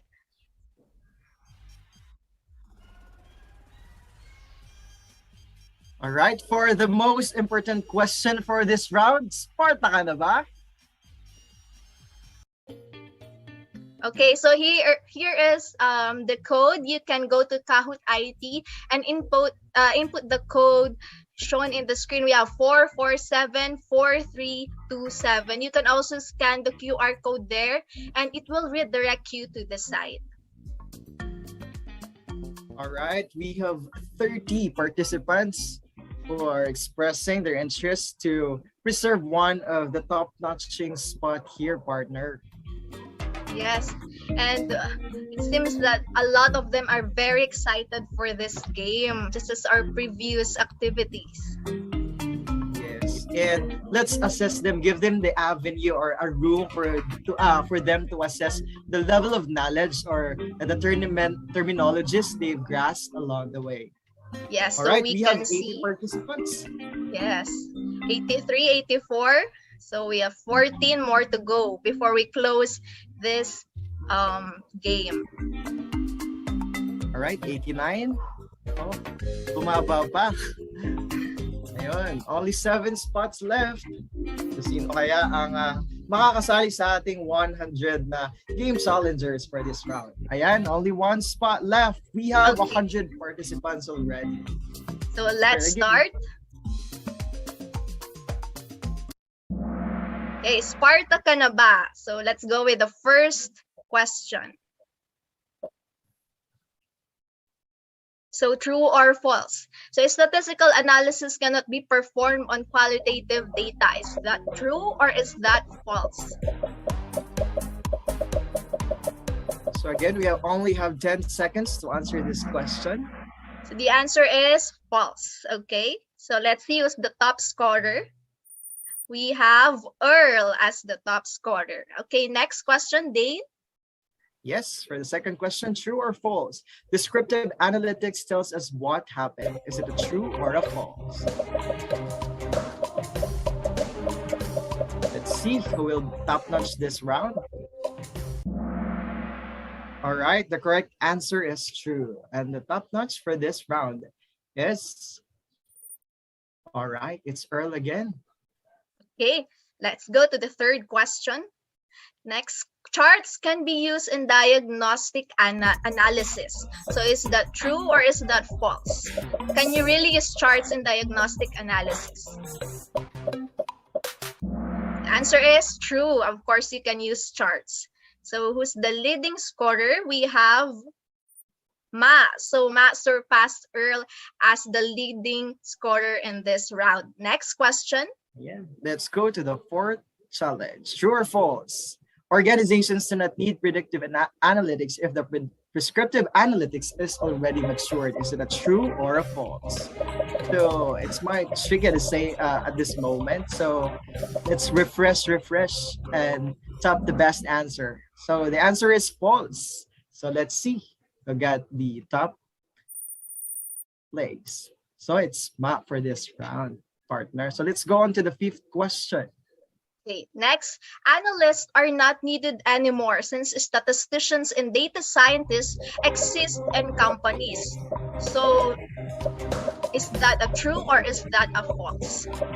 Do we really not need analysts anymore? So that is false. We really need analysts up until this time. So we have 88. Who's the top scorer right now? We have Earl again. Earl regained his top spot. Next question. Ayan, may nakabawi for question number 6.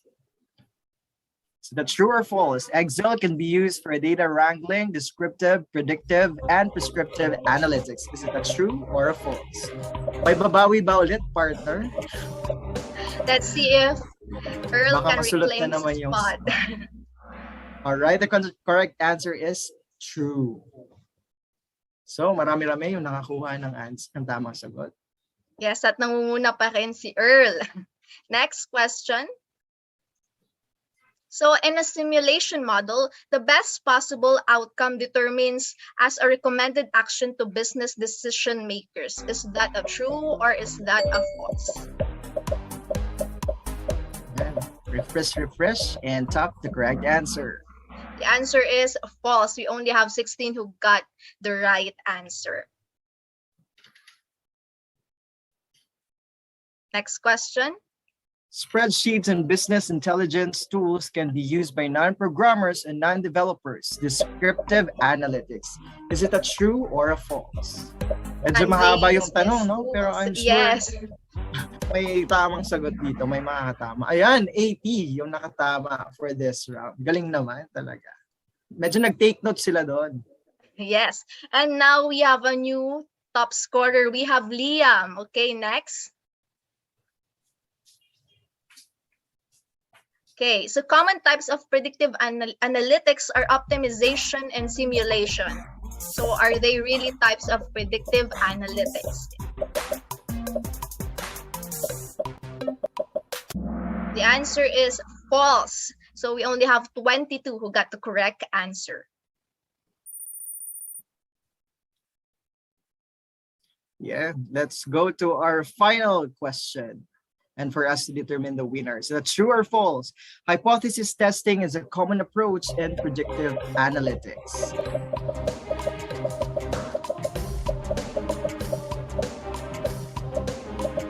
All right.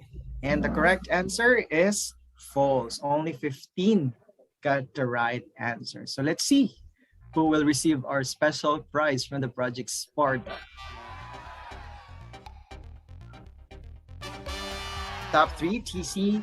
Top 2, RBB. And our top scorer is... Ah. Okay, so congratulations to our winners. So we hope that you've enjoyed this quick and fun activity. So are you excited about your prizes? If yes, here are the mechanics for claiming your prizes. So first is you will receive mobile load from the project team. So these prizes will be sent online by the Sparta team through your email addresses. So you should email your contact information shown below, name, mobile phone number, and email address to Ms. Maria Laarni Malyari at malyari@dap.edu.ph. Dane? So again, congratulations to our winners. Remember that you should email your contact information and the mentioned name of the Sparta project personnel. So again, don't forget to include your contact information that you'll be sending to Ms. Malyari. Congratulations to all the winners, and we hope that you all have fun. Thank you very much, and back to you, Ms. Roxy. Hi guys, so thanks. That was such a fun game, Dane and RV. So congratulations to all the winners, and better luck next time to all the participants. So our winners will receive the prepaid load courtesy of Project Sparta. And to receive your prizes, please, please, please don't forget to contact Ms. Laarni Malyari, our Sparta Events Associate, for the details on how you can claim your prizes. So for now, may I call back our speakers, Mr. Raymond Lagria and Ms. Frances Claire Taiko, for our question and answer session. In the interest of time, we'll choose maybe 3 or 4 questions for you to answer, and the rest we can always compile, so feel free to keep sending your questions in. So we have a question from Josh Valdeleon from Zoom. Josh is actually a Spartan and he's quite active. So his question is, how he's read some videos and feedback about SPSS, and as far as he knows, medyo domain-based daw ang SPSS, particularly for healthcare. Is this correct? If I may go first, no. I think I don't think it's very it's domain specific. No, it's just so happened that it was initially built for social sciences. Actually, if di nga sa healthcare, baka it's more on the ones looking at more psychology applications of statistics, or probably behavioral sciences, etc., etc. So I don't think it's really limited to a specific domain, no? Because if you have access to SPSS, all the techniques, no, are available there. I think the last one I was able to see was SPSS version 11. No, and I think it has your usual descriptive, inferential, and predictive techniques. So it's all available there, and it's in a point and click, and it's GUI based tool. So it's easier for non-programmers, non-coders to use SPSS. Now, the challenge with that is with using SPSS is that it's licensed. So it's not available to everyone unless, although we don't not encourage it, and I know there are pirated versions. circulating out there, no? But we do not encourage, of course, pirating license application. So that's my answer, long-winded answer to that. Raymond, you'd like to add to that? Yes po. So to be honest, I have no experience or minimum experience with the SPSS, but I've seen some colleagues who have used SPSS. No, so I also agree with Ma'am Claire. I don't really think that it's more of a domain specific. However, for me, no, in my experience, since we were introduced to Minitab, for instance, puro Minitab kami nung college, pati nung MS, nung masters. Ngayon, I realized that the college, the School of Statistics was using SPSS. So yun yung ginagamit nila. So it's more on really the experience siguro or how you were introduced to those tools. Ayun lang naman. Okay, so it's actually quite timely that you brought up Minitab. So there was a question from Noel Nadarata from Zoom. Actually, he said, first, I want to grab this opportunity to say thank you to Speaker Claire Taiko. Truly enjoyed SP 401, by far one of the best courses in the data scientist pathway. So his question to both of you, I suppose, is Minitab is a recommended tool for statistical analysis. Or so what are your thoughts on using it? From the courses that he has taken, he has not seen it mentioned or being used. Okay. I think, again, the reason why it's not being taught widely, especially in MOOCs, no, that you would find in the web, is that it's licensed. No, anything licensed, it's hard to create like MOOCs for them because the access to the tool is limited. So usually the ones, the providers of trainings for licensed tools are the vendors themselves. So for SAS, it's the SAS Institute who provides the training. For Minitab, the Minitab provider, etc. So, but that does not mean they are not useful. No. I guess for my advice would be, well, based on my experience, if licensed tools are available to you where you work or where you conduct your research, leverage on them. Why? Because again, the documentation of these of the libraries in these softwares or in these applications, from my experience, are quite solid. They're very solid. In fact, if I may cite, for example, in SAS, if I want to know what particular procedure does, it has an introduction on the actual algorithm, what those are. In fact, there are papers, citations in the documentation. So that's how solid the documentations are. For researchers, that can be quite valuable, quite helpful, because you can always revert to the related literature. But if you do not have access to these licensed tools, of course, you have the open source, the ones maintained by a community of practitioners. Okay. So yeah. So because the availability of your license, that should not limit your capability to do or practice analytics. So that's why open source is there. Raymond, do you want to add anything to that? Yes. Medyo i-add ko lang because especially in Minitab, Minitab, I have solicited how much the Minitab subscription for the student academic version, and I have to say medyo mahal siya, and even us in the academy, even in UP, medyo hirap kami i-produce yung the type of subscription for a 30 student license. 30 people lang ang kailangan. So medyo mabigat sa amin siya. So what we did was just subscribe on a temporary license na equivalent only for 6 months. So sobrang mura siya compared to the lifetime perpetual license. So yan.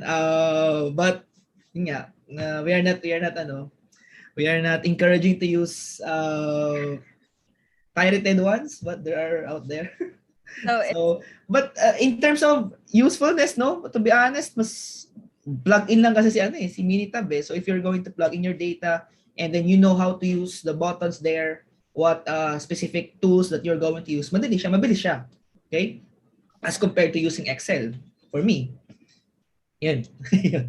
So is it safe to somewhat say that, the cost is both a hurdle and at the same time, it really shouldn't be something that prevents you. Like there are other ways to really go around it.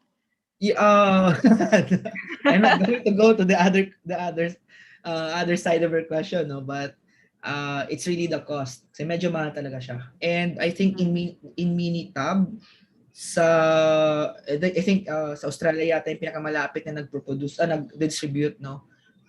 Yun nga lang, medyo mahal talaga siya. Yun yung isa talaga sa malaking hindrance. Even sa amin, we're trying to get funding for it, and medyo hirap kami kasi mahal na siya at that level pa lang. 30 computer license, ano na siya, mahirap na i-achieve. So dapat pala we should look for funding for our data scientists and analysts. But I think that's also the reason why we in Sparta we use open source tools like Python, diba? Yeah. So it's not impossible to be an analytics practitioner now because you have readily available open source tools. So speaking of open source and all those things, so how is missing data handled in statistical modeling? Okay, there are various treatments for missing and even outlier data in your typical modeling process. There are imputation techniques that you can explore, from the simpler ones to the more advanced ones. And I would like to grab this opportunity to promote, of course, Raymond's course. There's a specific topic they're tackling, feature engineering, so treatments of missing data. But I guess the important thing to note is that sometimes it is best to explore these imputation methods instead of dropping dropping your missing data, because you could potentially be losing valuable information for your analysis. Okay, so Raymond? Yeah. Well, just to expound on it, no, there are more techniques on how to handle that, but we also need to be careful. There's this one survey that I did, and then for the client, they wanted it to be raw, no? So hindi na nila kailangan ng, let's say, mag-classify or group.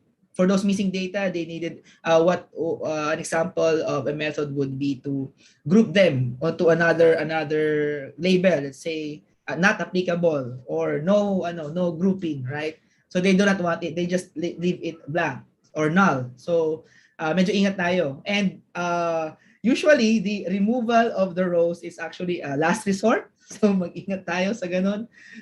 But kung wala talagang choice, that can also be done. So medyo ingat na. Kasi yun pa isa pang problem eh. What if your sample size is just only at this level and you cannot collect anymore? So magkaka-problem ka pa sa confidence level if you try to remove more data points. Right. Okay, so in the interest of time, I still have maybe 2 questions, if that's okay with you. So someone from Zoom again, C. Mark Jerome de la Peña. This one was quite specific, so I just wanted to get his question through. Thank you for this webinar. I really learned more about data analytics. I am planning to conduct research related to prediction or forecasting. I was a bit triggered when you recommended Excel, which is really good also for me. I just wanted to know your thoughts about the forecasting function in Excel. And when will you recommend that function in Excel? If you're talking about the forecast function or the forecast.EPS, so normally, again, before you begin any predictive modeling, you'll have to know what your main objective is. So are you classifying items or individuals. So are you looking at churn, not churn, for example, or attrition, non-attrition, default or non-default, good or bad customers? So that's an example of a classification problem.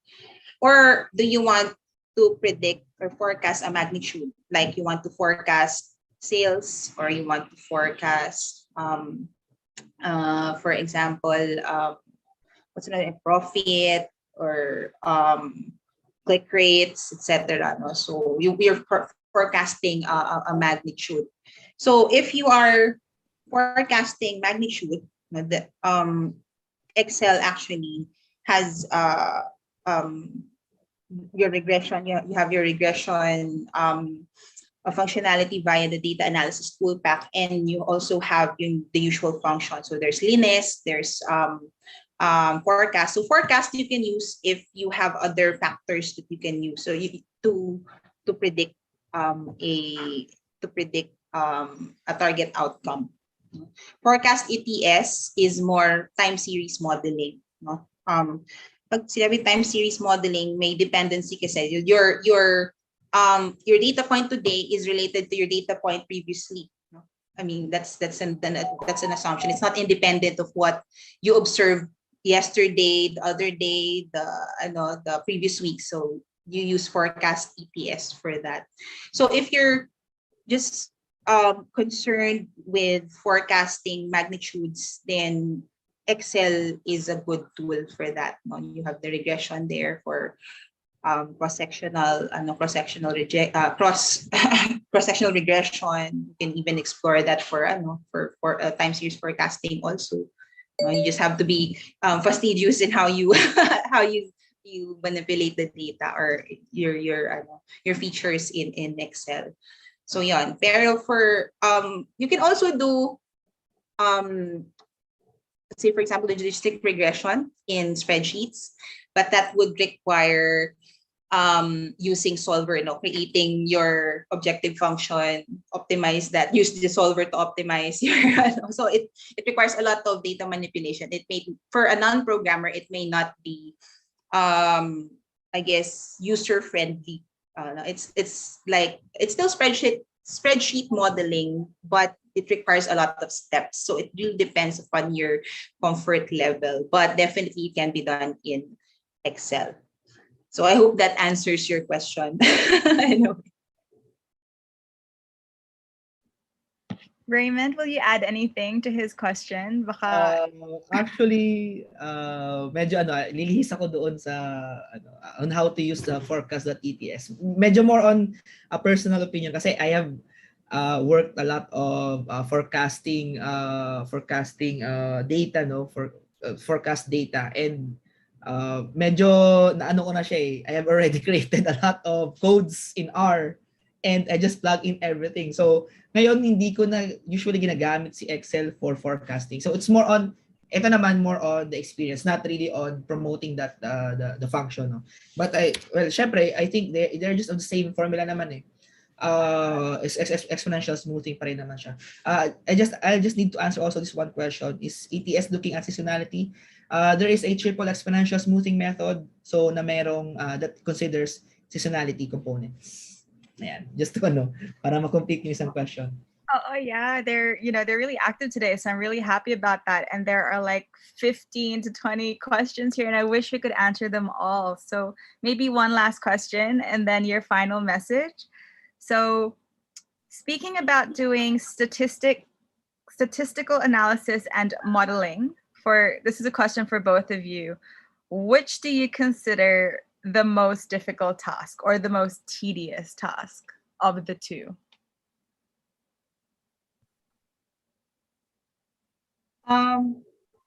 Okay, in the whole process, I would consider data wrangling the most challenging, most difficult part of the process. 70 to 80% easily, no? So, but that should not, don't be discouraged, data scientists, analysts, no? That's just the reality of this world. And actually, in the course of doing data wrangling, you learn a lot about the business process itself. So you learn a lot because, okay, aside from the fact that you have to really investigate the data, no, question the data, sometimes you have to go back to stakeholders or process owners to ask about why certain things or why certain things appeared in the data. So I think that's valuable. That's easily the most challenging, the most time consuming, sometimes exciting, sometimes boring. But yeah, that's the most challenging for me. Um, on the I guess on the modeling, no, specifically on the modeling side, personally from experience, it's more difficult when for me when I need to look for like a new technique or develop a new technique because existing ones cannot answer the business or the problem that I'm trying to solve for. So it happens a lot actually in the nonprofit space or in the social impact space. So there are challenges. They're not easily answerable by existing algorithms. So sometimes you have to develop or combine different techniques, no, to answer the question. But yeah, so that will be probably the second for me. Raymond? Okay, so I agree with Ma'am Claire on the data wrangling. Sa akin nga, it's more on 90% of the job eh. 90% of the work is built on cleaning. Okay? There's this one survey that I did, pero hindi kami yung analysis lang yung akin, part ko analysis, but it took about 3 months, tapos 30,000 rows, 3 months to clean the data. Tapos ako pa yung nagche-check, so medyo trabaho siya in a way, but Excel lang ang ginamit ko for the analysis. I just did it in 2 days kasi plug-in lang naman eh, yung pivot tables lang, then that's it. Okay? So yes, for me it's that part of your statistical analysis, okay? But I sometimes meron ding difficulty in statistical modeling. What if in the end, ang conclusion mo, it's not what you got, no? What you intended to get. So for instance, yung okay sana yung relationship na to, but in the end, your testing wala pala silang relationship. Then you need to go over again. So that's one of the things na siguro that statistical modeling would become a difficult task also. So for me, it's more on depending on the situation kasi may times din naman na malinis na yung data na binigay sa akin and then modeling na lang, so okay na siya. So that's my answer. Okay, so I think I personally learned a lot. I'm not a math person, like super insightful, actually, a lot of the discussions we've had this afternoon. So thank you so much for sharing your knowledge and your insights. Maybe you could give us a final message for those that are watching today. So maybe Claire, we can start with you. Yes. So again, on behalf of the project team, SPARTA team, I'd like to thank you for spending time with us this afternoon to learn from Raymond and myself. And hope to see if you haven't enrolled in SPARTA yet. I hope to interact with you in the discussion boards once you enroll in SPARTA. So I guess a lot of you or some of you, especially those who have not had any quantitative or mathematical technical background, you would be intimidated by the subject of statistical analysis or modeling. I guess what I can share with you is that I've known people who did not come from courses, no quantitative backgrounds or mathematical or STEM, any STEM course, and yet they have successfully transitioned into the analytics practice. And I would say, what it takes to really take off or succeed in analytics is really more algorithmic thinking, more than mathematical or more than programming skills. And algorithmic thinking is just more around being able to dissect the problem into a series of steps that others could possibly replicate in the future. And of course, the willingness to really learn the subject matter. So, and as I've gone through the tools, no. So at the very least, you can explore spreadsheets, no, and Excel, no, Excel specifically, to get you started with analytics. So it's not impossible. It's really about your willingness, you know, to learn the subject matter. So never be disheartened, never be discouraged. So analytics can be for everyone. So that's it. Okay, so as for me, siguro yung number one, never cross out Excel in your analysis. Okay, in your statistical analysis. For me, yan yung, for me, no, that's my first go-to tools. Kapag hindi kaya, that's where I move to Jupyter or to so yun. First, yun yung siguro you'll need to indulge yourself in a lot of analytics, let's say friends, okay, the community, websites, articles, so lahat yun. Okay, kasi even if you don't have background in analytics and then you are introduced to analytics, kapag meron kang resources or sources or references that revolves around you, mas mapapadali yung pag-understand mo, and at the same time mas magiging interesting siya. Okay? Kasi ngayon I'm still in awe with a lot of new things in analytics. Okay? If you've come across the first photo of the black hole, it was made using ANN, I think, artificial neural network. So part siya ng analytics, so data science.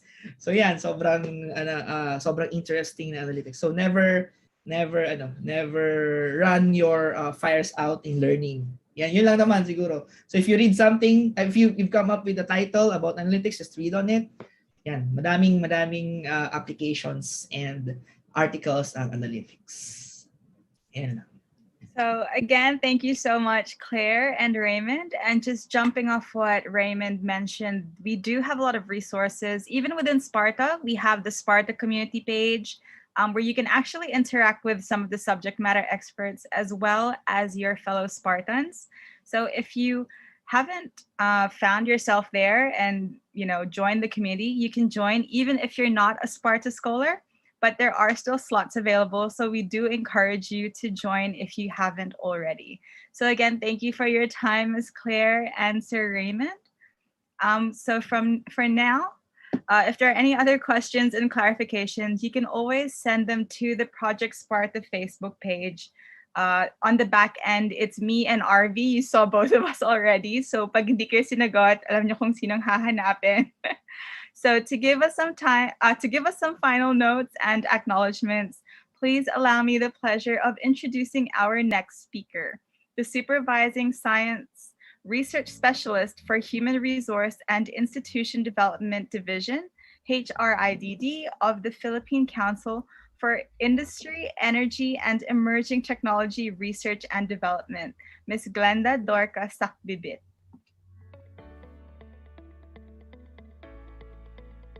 Thank you, Roxy. Dr. Alan Cajes, the Vice President, the Sparta Project Leader.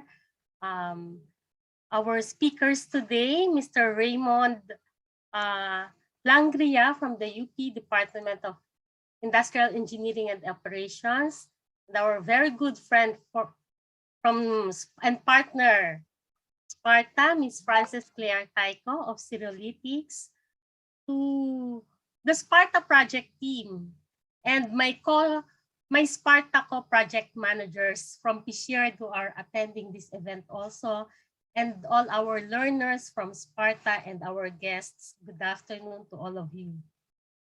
First, let me congratulate the Sparta project team for the successful conduct of this webinar on harnessing the power of statistical analysis and modeling. And as we have witnessed today, even as our speakers are still giving their lectures, there are many questions pouring in. And in fact, our Q&A has been very dynamic. It is a good indication of the participants' interest in this topic. And we in PShared, as your project managers for the SPARTA, hope that the participants in this event have picked up knowledge and wisdom from our speakers, and it may seed the hope of knowledge and germinate into projects that will be implemented in the future. So moving forward, we encourage everyone to translate your learnings in SPARTA to actual research and development and the solutions that will address and solve current problems in our LGUs or NGAs or in the place that we are.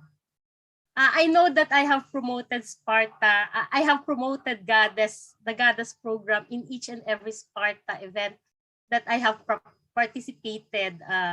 But I will ceaselessly do so as we commit to support the data science and analytics field.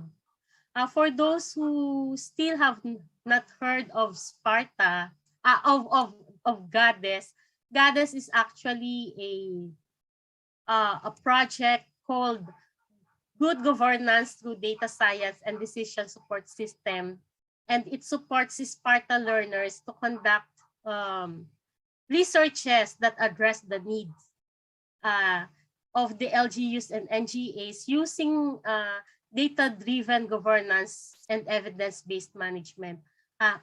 Sorry, I have a slide. I'll on this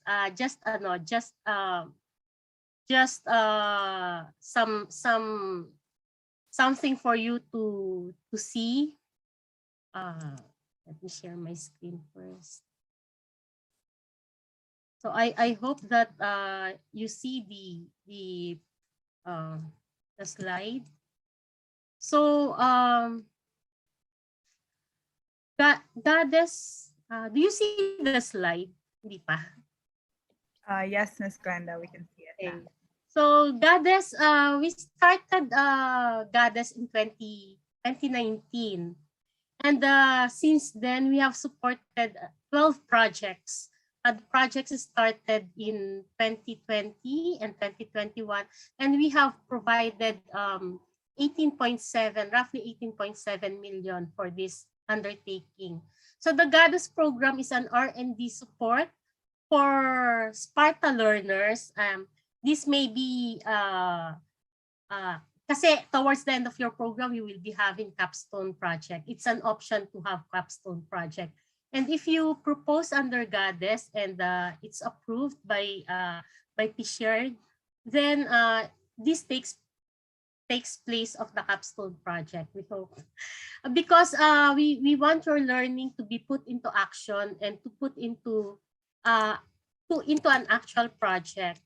So I am happy to promote again the Goddess program and to inform everybody, especially our SPARTA learners, that we are having a call for proposal for Goddess. This is for 2022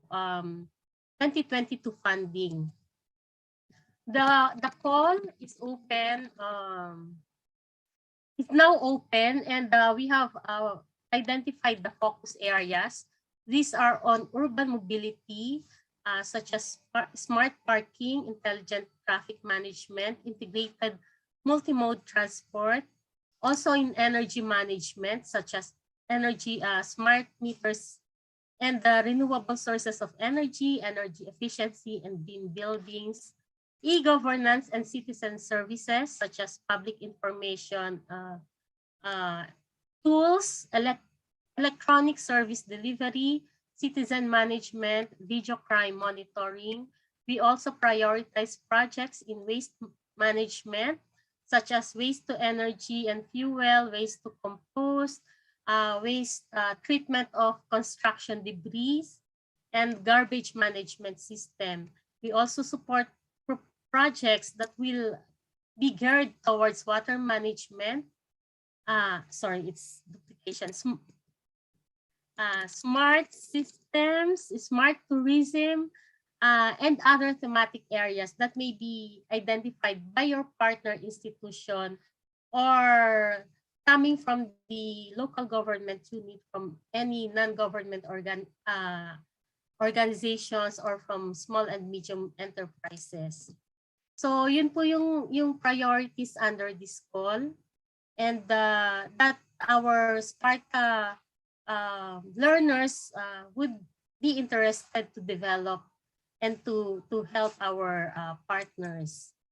So as I've said, the call is open. This is, you can see in the screen the timeline. Deadline for submission of application is February 21 of 2022. By the way, all projects now being submitted to be shared should be coursed through our online system, the DOST Project Management Information System. So all the requirements, including the details of the call, can be found in the system. So those interested, please access our website and submit your proposal early. Wag po sa Feb 21 mismo. Meron na pong in the past, the DOST would close the portal by 11:59 p.m. Pero ngayon po by closing of office hours, so hanggang 5 p.m. lang po ang submission ng proposal natin. But we advise you to submit earlier po kasi may mga iba pang call for proposals na kasabay ito, and if you submit at the last minute, malaki yung chance na hindi po makapasok sa system yung inyong proposal because of congestion. So yun lang po. Maraming salamat. If you need clarifications on the call, you may contact us. The project manager for GADES is Mr. Linel Olpot. You can see his email in this slide.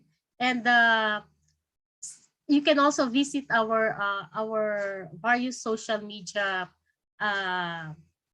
pages for more information, and also our website, the PShared website at pshared.dos.gov.ph.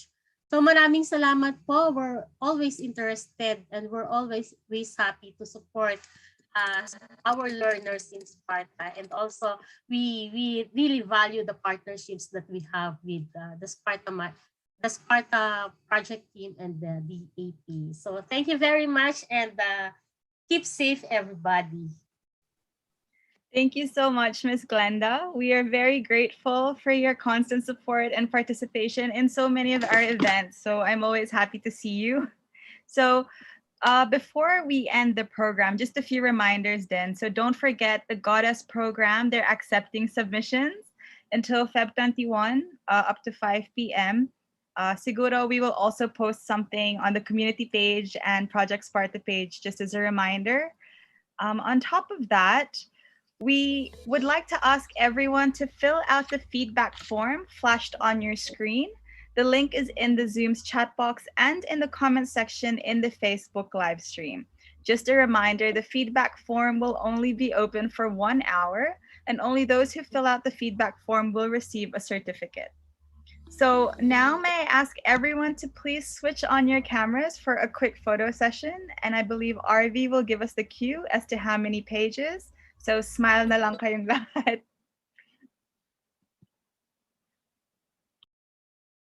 RV. And also That's right. We have 4 pages right now, so encourage everyone to give your best smiles. So for the first page, 1, 2, 3, smile.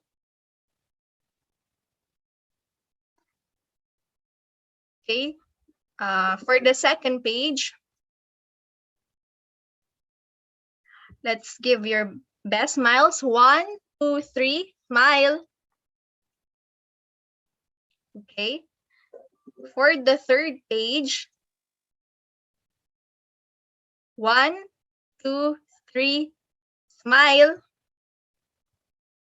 And for the last one, 1, 2, 3, smile. Thank you very much. So So again, thank you to all of our speakers and to those who joined us in Zoom and Facebook and the YouTube live stream. I believe that this video will be available again if you want to watch it again on Facebook. So thank you to the team who made this event possible, and I hope you can all join us for our future events. Once again, I'm Roxy Makaside of the DAP Project Sparta. Thank you, everyone. This has been the Sparta online webinar with the theme Power of Trends, Harnessing the Power of Statistical Analysis and Modeling. Thank you.